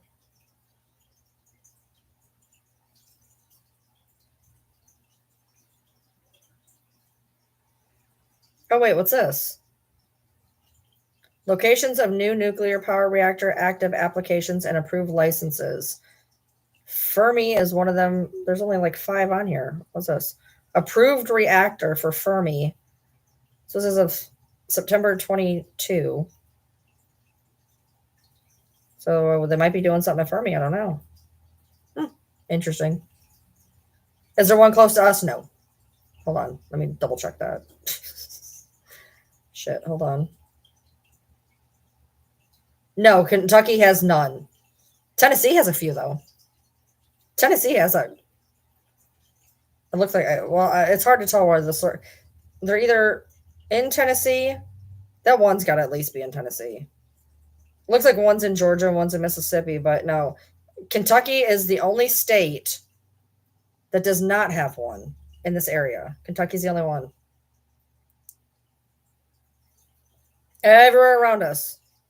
Kentucky's literally the only. It's the one vacant spot. Hold on. See? Kentucky has nothing.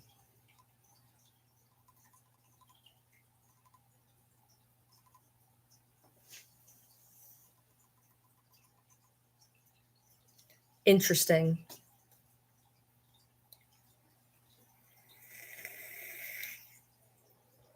Illinois has the most. It has 6 of them and 11 nuclear reactors. Pennsylvania and South Carolina have the 2nd and 3rd most nuclear power plants. Most nuclear reactors in the United States are located east of the Mississippi River.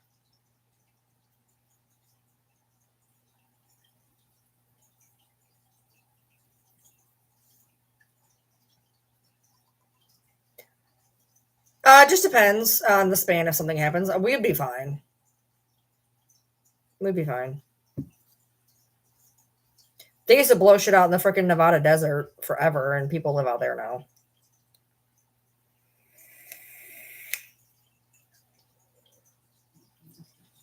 As of April 30th, 2024, there was 94 nuclear reactors in 54 operating nuclear power plants in the United States. So there's 54 nuclear power plants in all of the United States.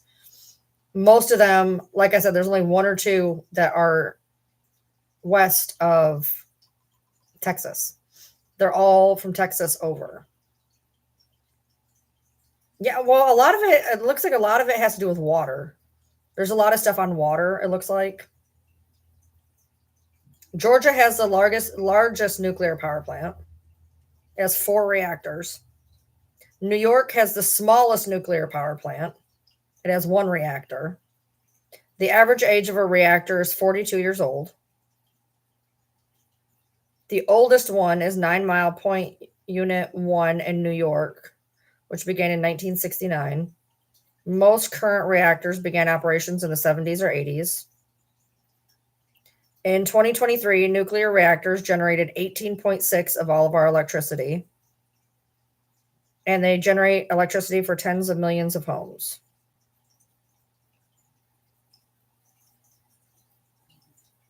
10 nuclear reactors have been successfully decommissioned, which Fermi 1 was one of them. And another 20 nuclear reactors are currently in different stages of being decommissioned. Yeah, it made our water freaking horrible. Well, there's one in either side of Michigan. It looks like there's one in Monroe, and then there's one over maybe like Benton Harbor area is what it looks like on the map anyway. Because it says there's two. It says there's two.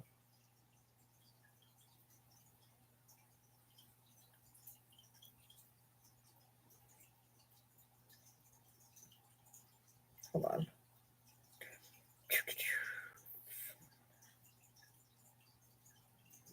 The first search being Fermi nuclear power plant accident. Detroit nuclear power plant meltdown. Yeah, why is Fermi 3 a thing? Fermi 3 is a damn liquor store. I knew it from somewhere. Fermi 3 is the liquor store. I forgot about that. It's out in Newport.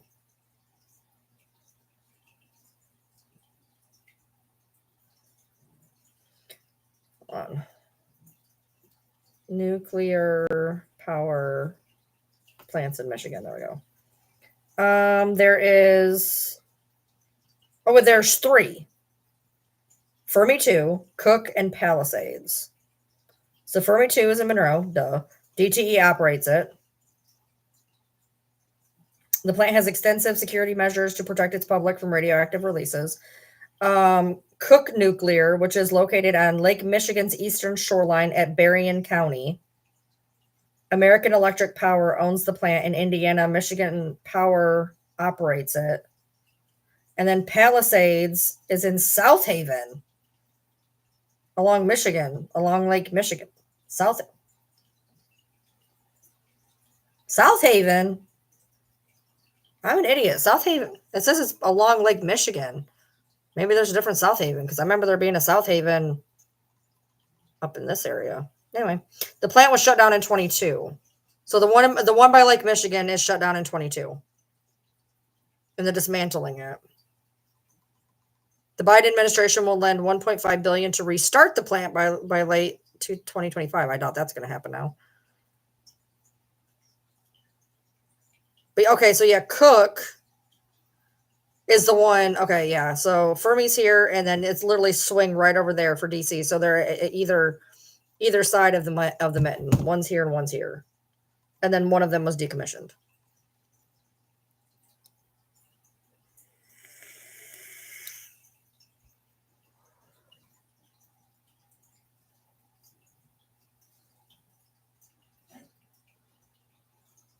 The oldest nuclear power plant in Michigan was called Big Rock. It was its first nuclear power plant and the nation's 5th.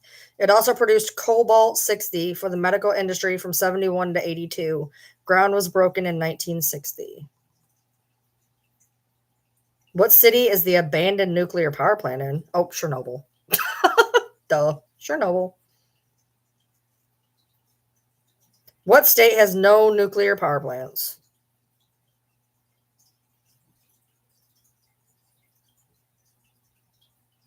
California got decommissioned their last one. Connecticut, Illinois. Illinois has 7 of them. What are you talking? Oh, that's restrictions on nuclear power. My bad.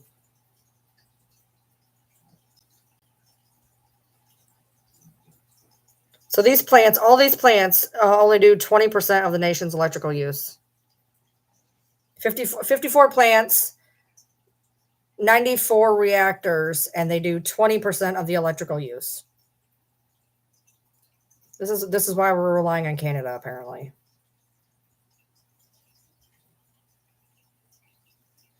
I would love to know that. Hold on.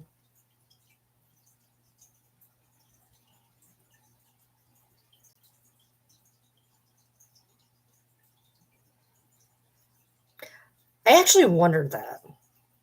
Want to know what I wondered? Why is Chernobyl? I can't believe, not necessarily Chernobyl, but I always wondered about Hiroshima. Why is Chernobyl still radioactive and Hiroshima is not?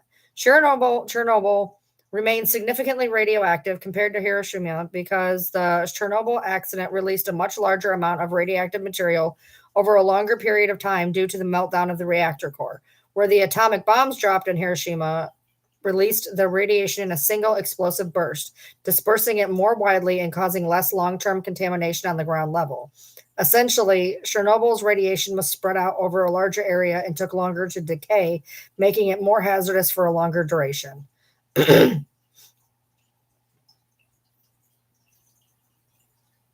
Chernobyl was way worse than the atomic bombs.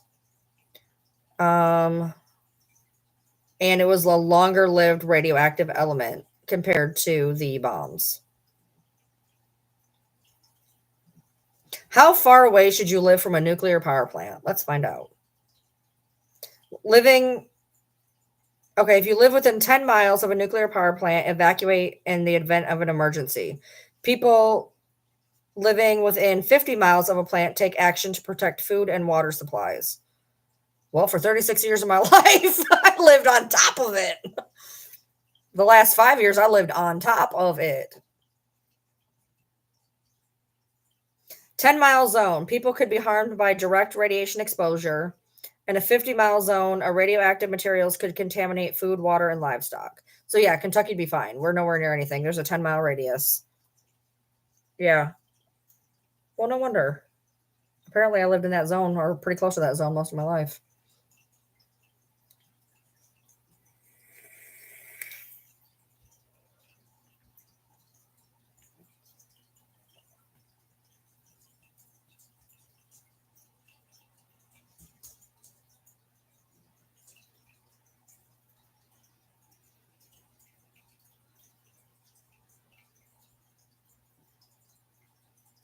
The three most radioactive places on Earth are Chernobyl, Fukushima, and Sellafield, which are all affected by human activities.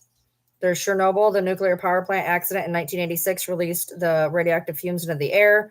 Fukushima, which I'm probably saying wrong, in Japan, a tsunami in 2011 flooded reactors in the nuclear power plant, and a nuclear decommissioning site of Sellafield, UK, where it stores all radioactive waste from the UK's nuclear reactors. There's also Bikini Atoll, which is where there was an atomic bomb test.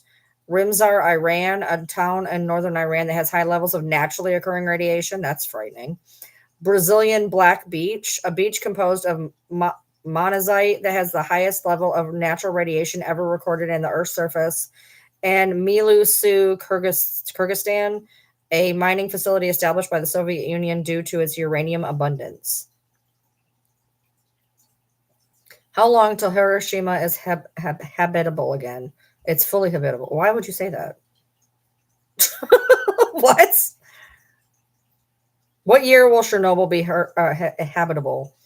Not for 20,000 years. You won't be able to habitate Chernobyl for 20,000 years. I don't know how they decommission them. What happened to 3 Mile Island then? Is it safe to live 10 miles from a nuclear power plant?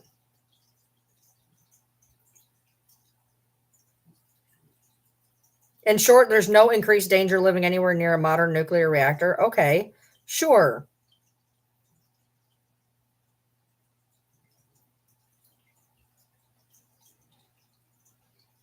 What animals live in Chernobyl?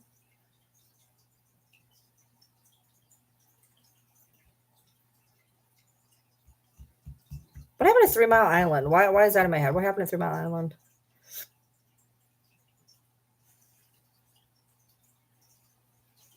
What was 3 Mile Island? There we go. It knew, like it knows what I'm saying. Hold on. 3 Mile Island Nuclear Generating Station is located on an island in Pennsylvania. Okay, so it's just okay. So that's just okay. Got it. Is 3 miles? Is it safe now? It's permanently shut down and defueled. The area is monitored. The accident had negligible impact on the environment and the human health. So, okay, so apparently it says shut down and defueled. The radioactive water has been decontaminated and evaporated. Radioactive waste has been shipped off site. So I guess that's what happens when you decommission them, is you take all the waste off site, you decontaminate and evaporate. How many people died in 3 Mile Island? No people died. It was in 1979.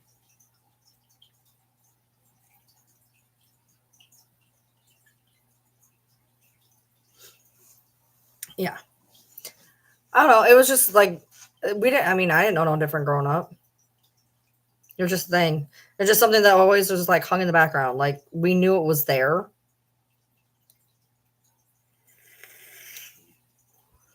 The weirdest thing for me was just the signs in the river raisin saying we couldn't eat the fish because they were fish that would swim into the river from Lake Erie. But mind you, people ate fish off Lake Erie all the time. So I'm not sure what the big deal was with river raisin. Yeah, they can bury them in the ocean. They can, yeah. Well, the Sheffield or whatever, they put them there, which that's scary. You'd think all the decommit they could just like bomb the one spot and just be done.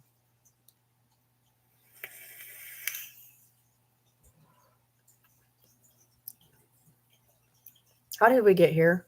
Do people still live on 3 Mile Island? Yes. No, they live near it. Are you allowed to visit it? No. No access to the site itself, which can only be viewed from the road along the river. And yes, this, of course, is free.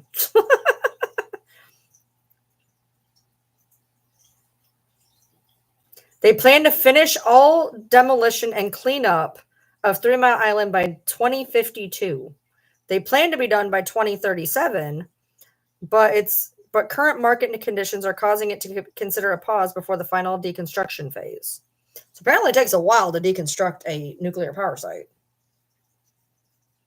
A lot of them were, I guess they started doing it in the 70s and 80s. After they got them, they decided they were going to decommission them, I guess. I don't know. Hi. Probably not the live you wanted to run into. We're talking about nuclear power plants.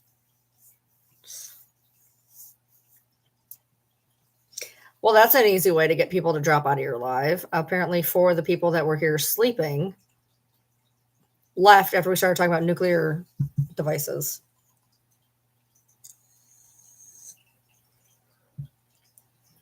My cotton is basically fried. You hate overnight shifts? Why? I would love to work an overnight. Oh, you're one of those people. Just gonna come in and tell me that you know me somehow? How would I know if I met you at a park? Help me. Did I actually meet you at a park, or are you just one of those weird people that say that? I would love to work overnight. I would love to have a midnight job. If I ever have to work, if ever, God forbid, I have to work, or I get another bug up my ass to work, I want to work overnight somewhere. This is when I'm awake.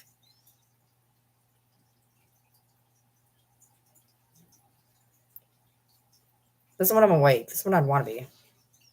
It's easier to stay awake at home. Yeah, I can get that. I don't know. I always wanted to work a midnight job. I feel like it's the only time that I'm very cognizant, I guess.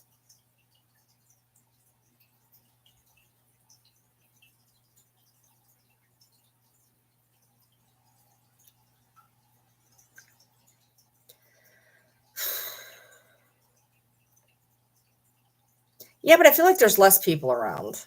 I guess that's my thing. I feel like there's less people around. I hate people. I hate people.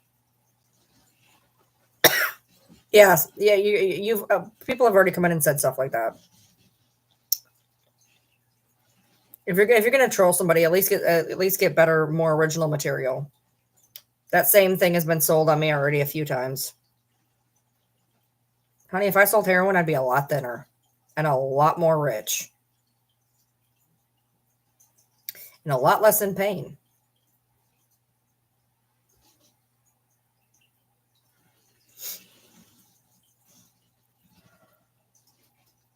I had all plans to go out there and watch TV, which I still plan on doing. Just gotta figure out, probably watch Hell's Kitchen. I just started a new season last night, season 22. I need to watch 22, 23. I don't know how many seasons there are. I know I need to watch 22, 23. I think there's a 24 and 25, but I'm not sure. But I'm on 22 now, so.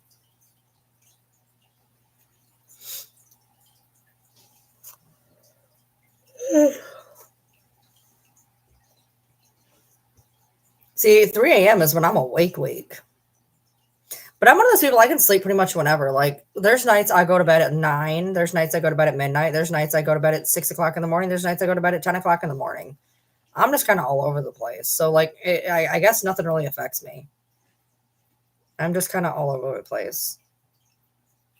I'm lucky enough that I can just have like whatever type of sleep schedule I want. Like, I'm gonna be like last night I laid down at 2:30 because I knew I had to get him up at 5:30.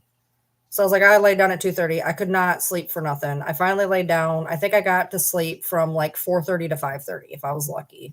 It was like 4:30 to 5:30.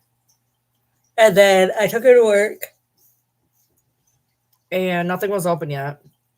So 7:30 I came home and I laid down till 12:30 and then I got my day going because everything wasn't going to open until 8:30, 9 o'clock, and I didn't want to stare at the wall. So I slept for 5 hours and then started everything at about 12:45. I'm sure my cortisol levels suck. You know, they tested me for all that stuff once. I told them that I had PCOS. They told me that I didn't know what I was talking about. This was back before they could look at you and diagnose it. They wanted you to go through all this stupid blood work for zero reason. It was like $9,000 of blood work. I'm not even kidding. They took 18 vials out of me and they tested me for Addison's, Cushing's, whole nine, everything. They tested every viable thing that you could test on somebody, and they came back and said you have PCOS. No shit.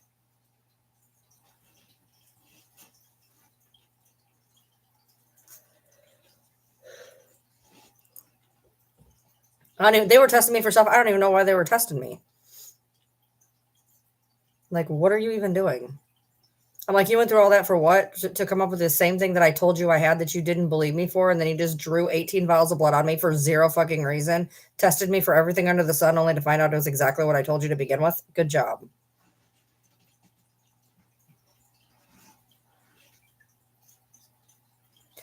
Well, I mean, I got diagnosed with PCOS officially in 2000 and hold on. 2004 or 2005. I got diagnosed with PCOS in 2005. And I knew I had it in 2004, but they didn't want to listen to me. And then I got officially diagnosed with it in 2005 after, 18 vials of blood work.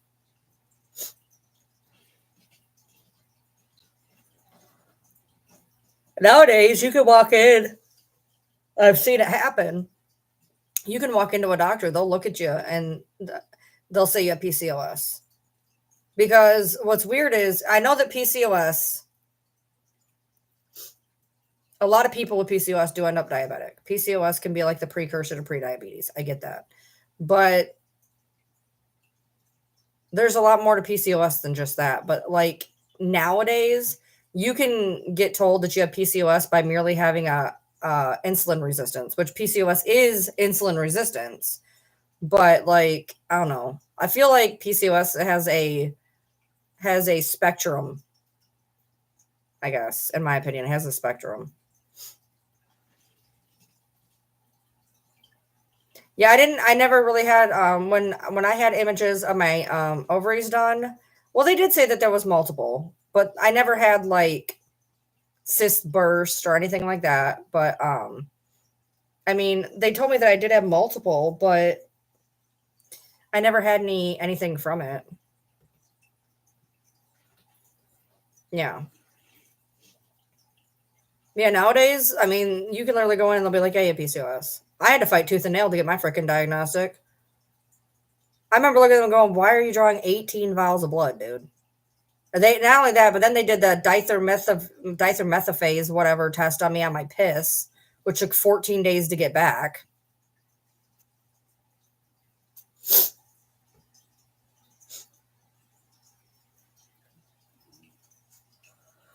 I've been diabetic.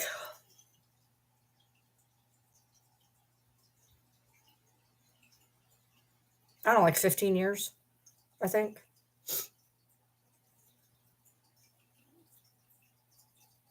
I don't have ovaries anymore. I had them taken out. I electively had them taken out. remember the look on her face when I said that too. I was like, take my ovaries. They're like, are you sure? I'm like, yes. Just take them out. I don't need them. They did too. They took my ovaries, my cervix, my uterus, my tubes, and my gallbladder. And then I didn't do any of the hormone drugs afterwards either. Because they all tripped me out. They're like, oh, the estrogen can give you breast cancer and blah, blah, blah, and whatever. And I was like, nope, I'm good.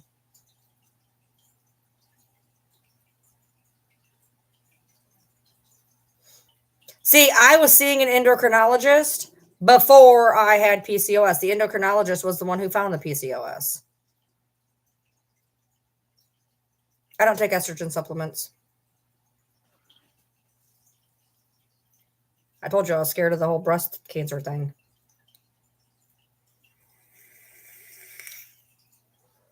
My ovaries weren't working correctly anyways. What was the difference? You can leave them in your body not functioning, or you can take them out not functioning. Either way, they're not functioning.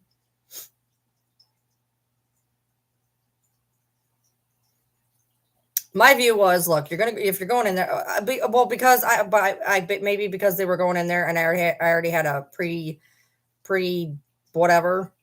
I told him to take out my cervix because there was an issue with my cervix at one point. I told him to take out my ovaries because I had PCOS. They didn't even question me. They took it all out. I was lucky.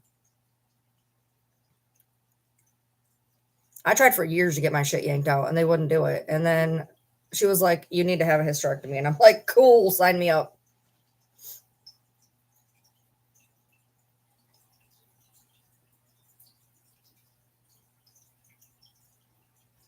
Hormone balance tea. Now I've been taking for the past 2 months, I've been taking Estroven, which is an estrogen. It's like an estrogen knockoff.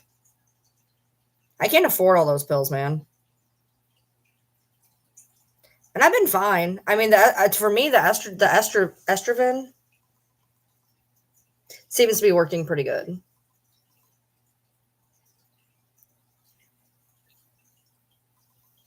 My mom had fibroids. That's why I said, just take it all. I said, because you're not coming back in. I said, so if you're in there, take everything out now because you're not coming back in. They didn't even question me. They didn't make me prove nothing. They did nothing. She just asked if I was sure. And I said, yeah, take them out.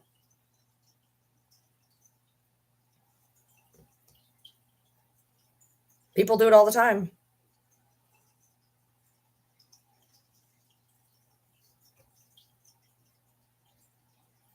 And then you can't be, and then when you're on those hormones, you're only supposed to be on them under 5 years anyways.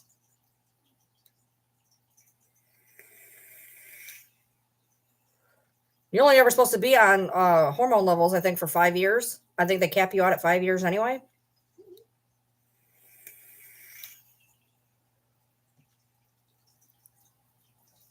Well, yeah, I sat in a mixed episode for every time I went in. I got the same diagnostic, mixed severe. What was it? 296. God, what was the diagnostic code? I used to know all the diagnostic codes, inside out, left side, right. Hold on. I know it had 9s and 8s in it. Hold on.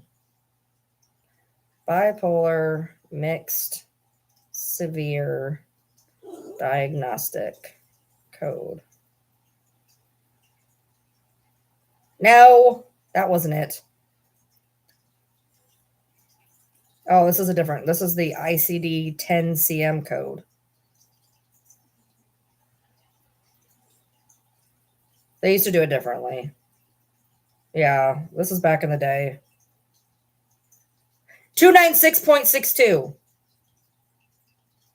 There it is. I was saying 296.63. Bipolar 1, most recent episode, mixed severe without psychotic features. 296.63. I lived there for like years. Yeah, no. Because they'd have to write it down on your blood test to check your lithium levels. So they'd have to put your little diagnostic code in there. So whenever I'd go in, it was always a pleasant surprise to see where I fell on the diagnostic code when they were going to check my levels. Yeah.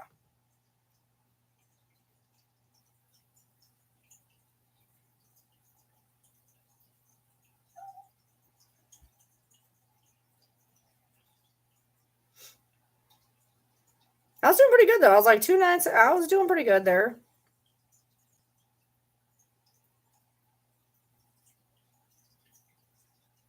Old codes. Old codes. I'm sorry.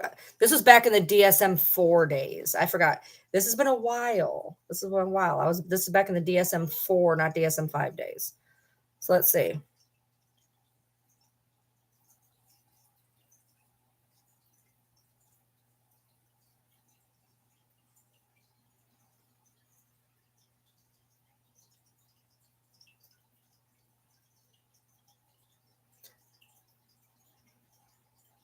Let's see. Let's oh, hold on. Yeah, it must have been the 0.63. I always thought there was an 8 too. Hold on.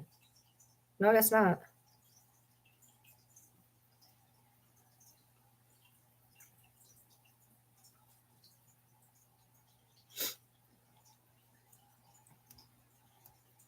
I always heard you go, oh, you could only be on hormones for 5 years. Maybe I'm wrong.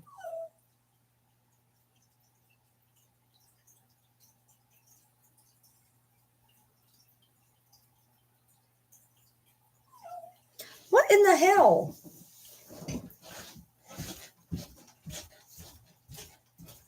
Who's in here? Who wants in here? Is that a Peppy Rooney? A Rooney Peppy crying at the door for mom. Crying. Crying Peppy. Crying Peppy. Say hi. Say hi.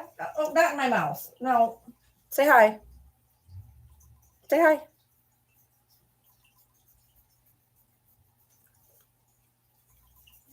Say hi.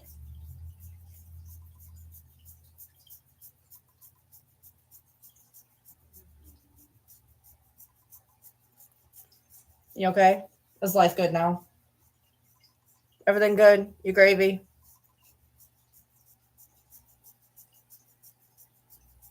You good?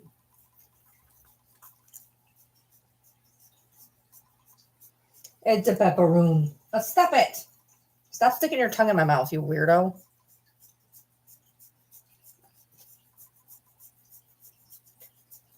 I don't know. I went into menopause immediately because they won't test your levels for 6 months. And when they tested my levels at 6 months, because the minute they take your ovaries, boom, you're in menopause. Like you ain't got no hormones. But I don't know. I had a couple of really bad hot flashes, and not like when people talk about hot flashes, they ain't the same. I've had I spent 5 years in a constant hot flash before I got my shit yanked. It's a different type of hot flash. The one that happens after you have your shit yanked, it's a lot more panic and nausea hot flash than just want to peel your skin off hot flash.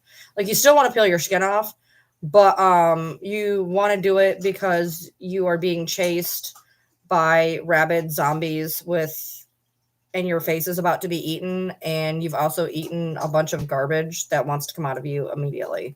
Like, it is not pleasant at all. I only ever had 5 of those, and they were very unpleasant. Very unpleasant.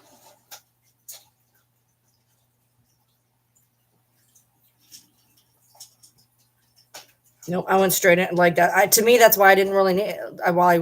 Didn't really need hormones, because people go through menopause all the time, and people did it without hormones forever. Like, I don't know. I didn't really see the point. And I just heard, that a bunch of estrogen can be bad, and I didn't want to take estrogen. So I'm taking like an estrogen. I just started like 2 months ago taking this like estrogen ripoff. I think it's like Black Cohash or something. I don't know. But anyways, it's called Estroven. And I feel a difference. I do. But like, I wouldn't want to go balls out. And, this is like an estrogen supplement and not it's like a ripoff of it.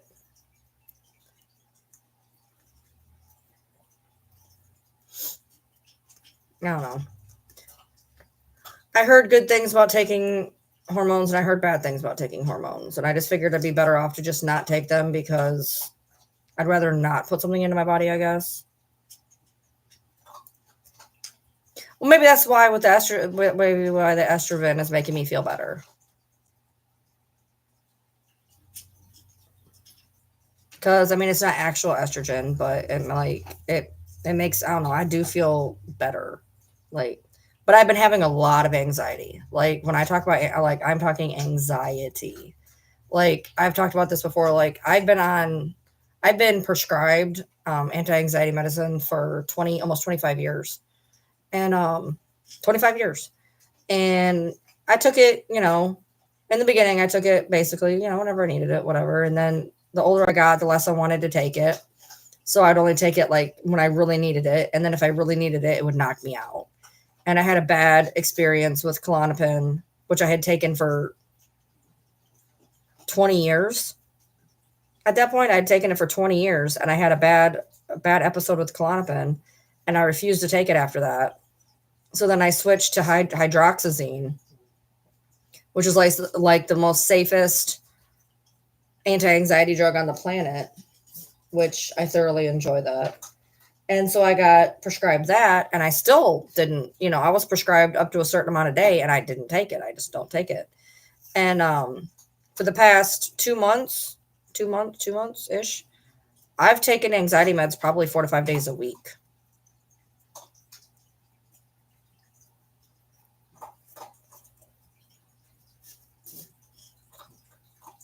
Yep.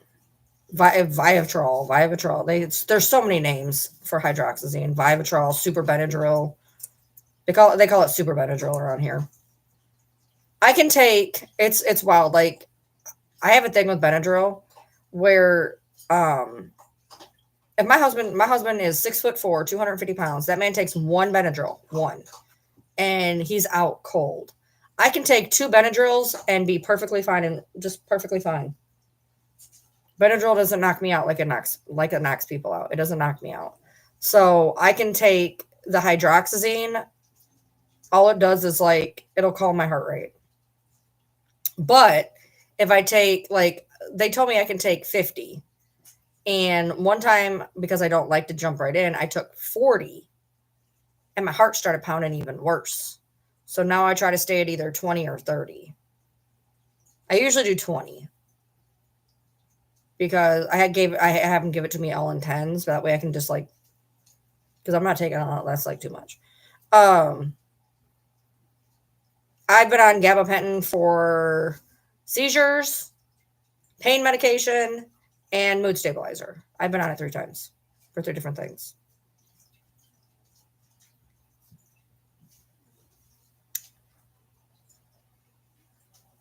Nothing knocks me out. Except for the one time that I had the bad instance with freaking, I was in a traffic jam. I don't do well in traffic jams. And I was freaking the fuck out. And I took a Klonopin. I was a passenger in a car and I took my medicine like I was supposed to do. And when I woke up, I had torn off 4 of my fingernails. I had been growing them out for 3 years. And I woke up and I had torn off 4 of my fingernails. And I said, never again.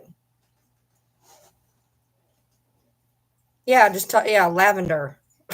I hate lavender.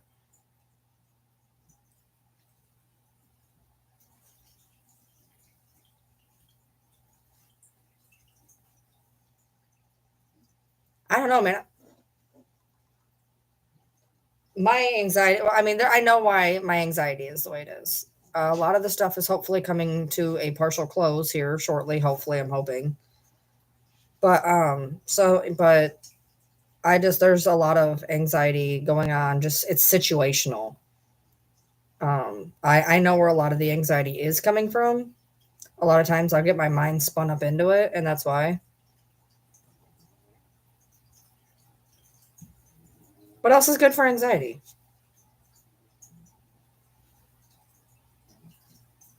I can't think of anything else that's calming. What, chamomile?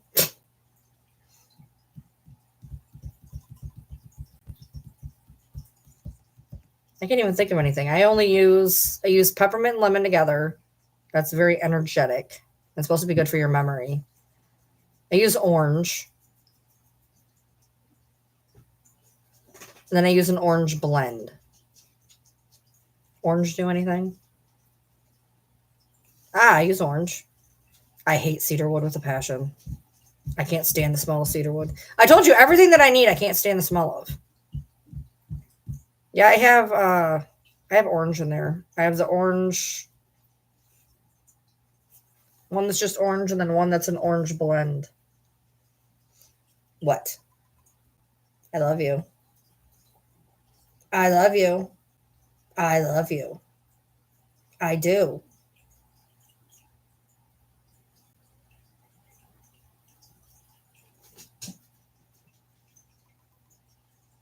There's so many things I can't stand the smell of. And it's never like, oh, I don't like it. It's like a violent, like, do not, cannot go near. I either love a smell or hate a smell. There is no in between. That's the worst part of it for me. Like, I'm either obsessed with it or I cannot go near it. Especially since I got my freaking nose surgery. When they fixed the deviated septum. Trust me, it ain't fixed. But I ended up a fucking super smeller. So like I smell everything way more than I should. Pepper. Peeper. Peeper Rooney. Rooney Peppy. Hi baby. Your little tail just goes in circles all night long, doesn't it? It just swirlies all day long. Yeah. You're gonna go orbit with your tail. Your butt gonna take you to outer space. Yeah. He's a pepperoni girl. Who's a pepperoni girl? She the pepperoni girl. Hugs. Hugs.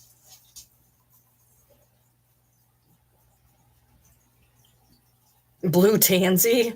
Yeah, you put the word super expensive. You already lost me. We need anxiety and cheap. Cheap anxiety. Cheap. Cheaper. Let's see. I have a computer at. No, ma'am. We do not do that. We do not bark for attention. Let's see. Essential oils anxiety.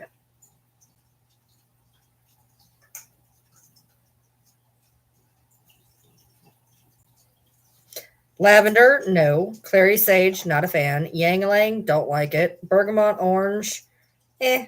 Chamomile, Frankincense, can't stand it. Rose, not a fan. Jasmine, I don't know that one. Patchouli, not a fan. Vetiver, don't know that one. Geranium, not a fan. Lemon, I have lemon.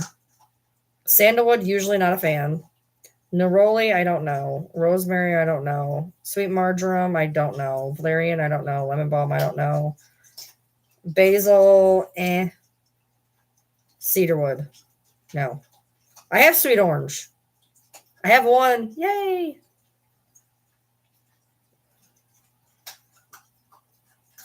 Yeah, so if you notice, most of the ones that should help me, I do not like. Yeah, see, so improve cognitive function. That's why I use the lemon and then I put it with the peppermint.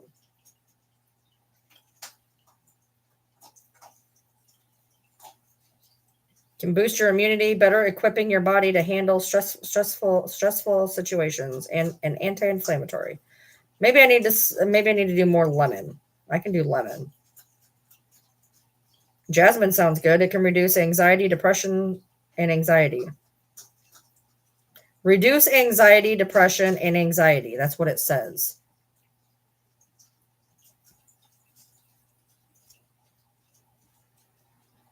Well, I don't get like fragrant oils. I get essential oils.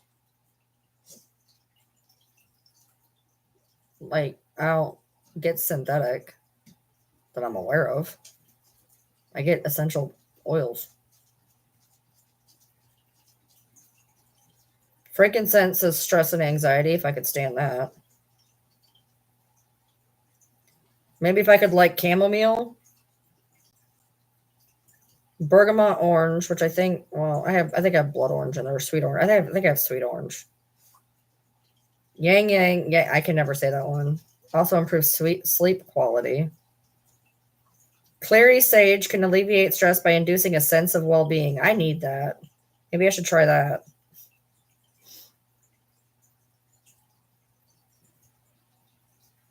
Jasmine is just as expensive as blue tansy. Well, I guess that's not happening. What about clary sage? Clary sage or chamomile?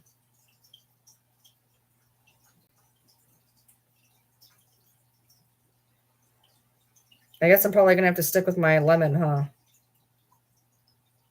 Oh, sweet marjoram does mild pain, soothe the nerves. Valerian regulates the nervous system.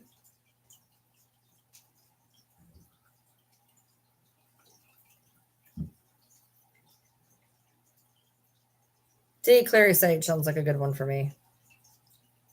What's the best essential oils for anxiety? Valerian. The smell of valerian can be a little pungent, but the effects are worth it. Is that the one I just talked about a second ago? Yeah.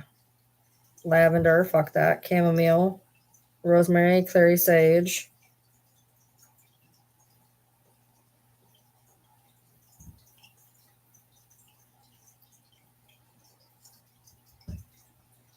Supplements for anxiety. Vitamin D3, take it. Magnesium, take it. Melatonin, don't need it.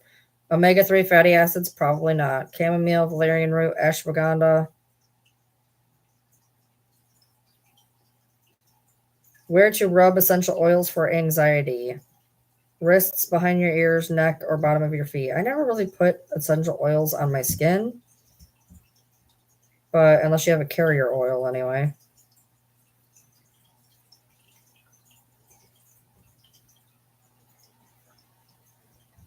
Hey, the 5-5-5 rule I've always done is 4-4-4. Nice. I take lots of D3. I'm good. Does ashwagandha help anxiety? It helps cortisol too.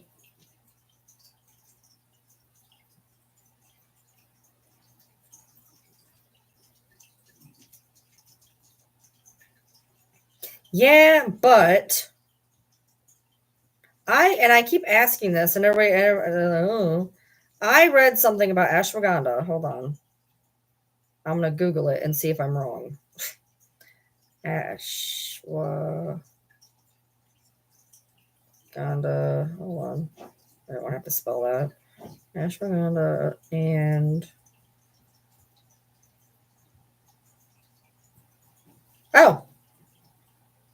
My bad. I thought it interacted with bipolar people. Apparently it helps bipolar people.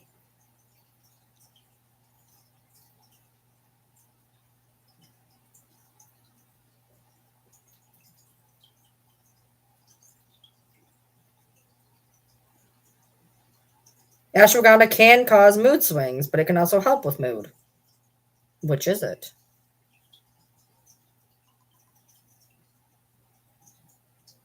Ashwagandha plus magnesium glycinate before bed works wonders.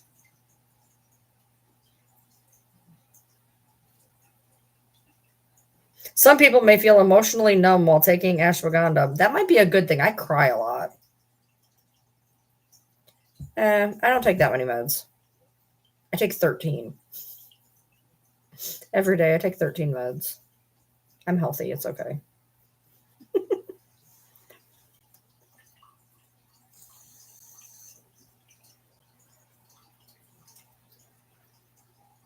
Actual medication. I think I take like 6. I think I take like 6 vitamins or something. I don't know.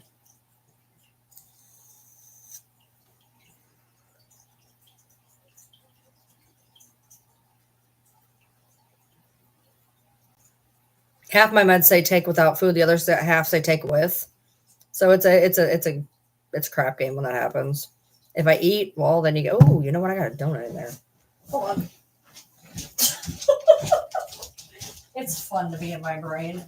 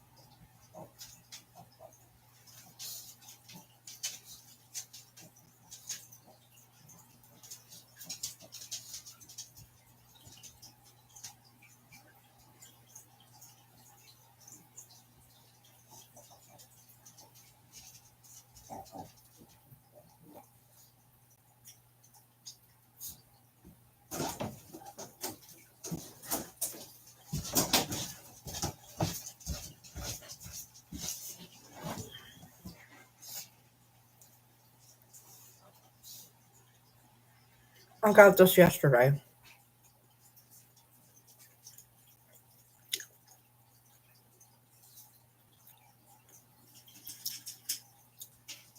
It's not even 24 hours old. We're good.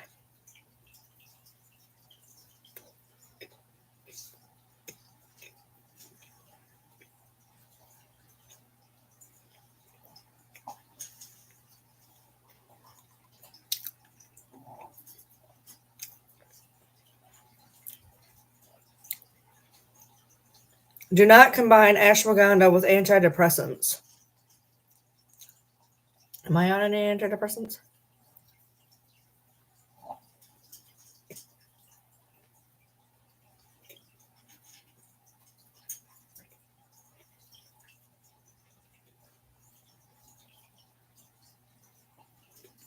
I quit my antidepressant so I could get my ADHD meds that I never take. Yeah, I guess I'm not on an antidepressant. That's interesting. That may be part of my fucking problem. I just realized I'm not on an antidepressant anymore. I haven't been on one for, I don't know, like a year. I've always been on an antidepressant.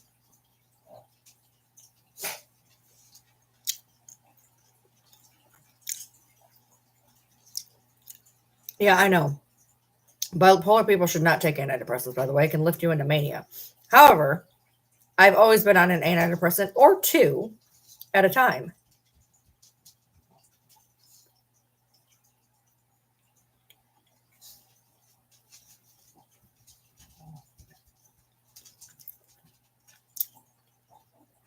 That's wild.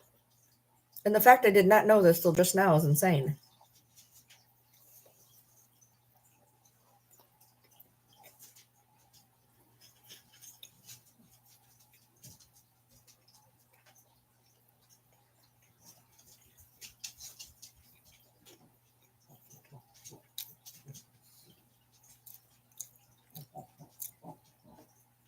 Supplements that can cause mania are DHEA, SAMe, St. John's wort, and Rhodiola rosea.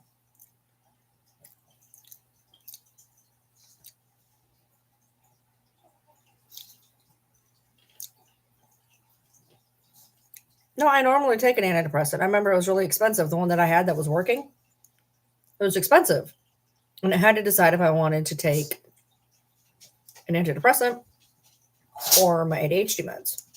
So I got off the antidepressant because it wasn't super working at the time anyway. So I could buy the ADHD meds, which that was like 4 or 5 months ago. And I'm on the second bottle. I'm like a week into the second bottle. And I stopped paying for the ADHD meds, and then I never went back and got back on the antidepressant, apparently. This just now is like, I did not know this. I wasn't paying attention. Oh, good Lord.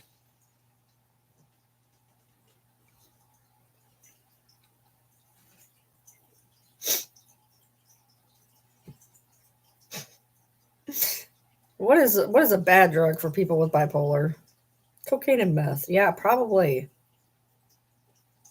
Caffeine and nicotine. Yeah, that's bad for everything. Can ashwagandha worsen anxiety? In some cases, it might trigger or worsen anxiety. Because you never know. Why do I feel weird after taking it? Yeah, that's pretty normal.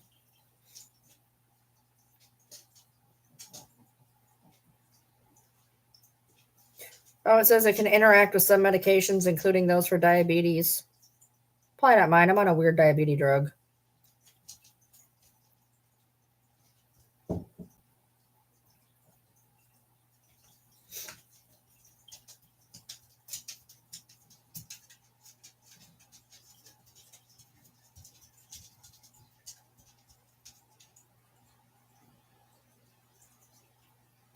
Is it an antipsychotic? No.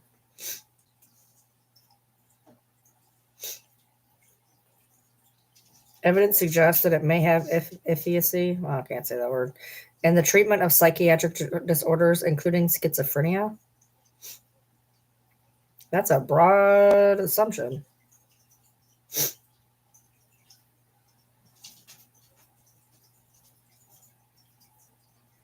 Man, I wish my husband could take melatonin without not being able to wake up. It says it also helped nighttime acid reflux. Huh.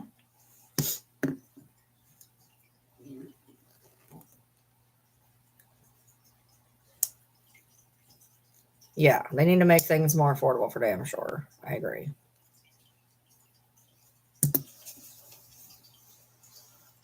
To Walmart I go.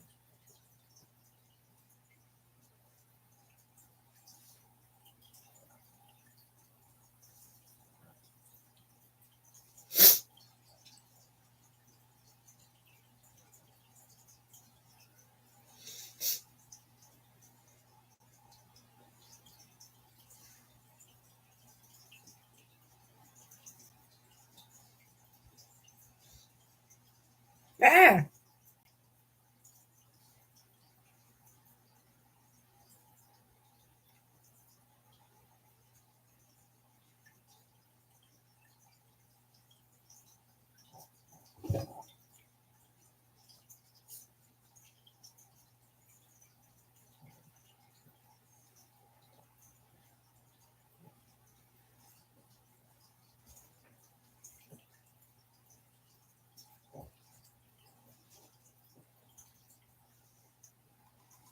pretty much.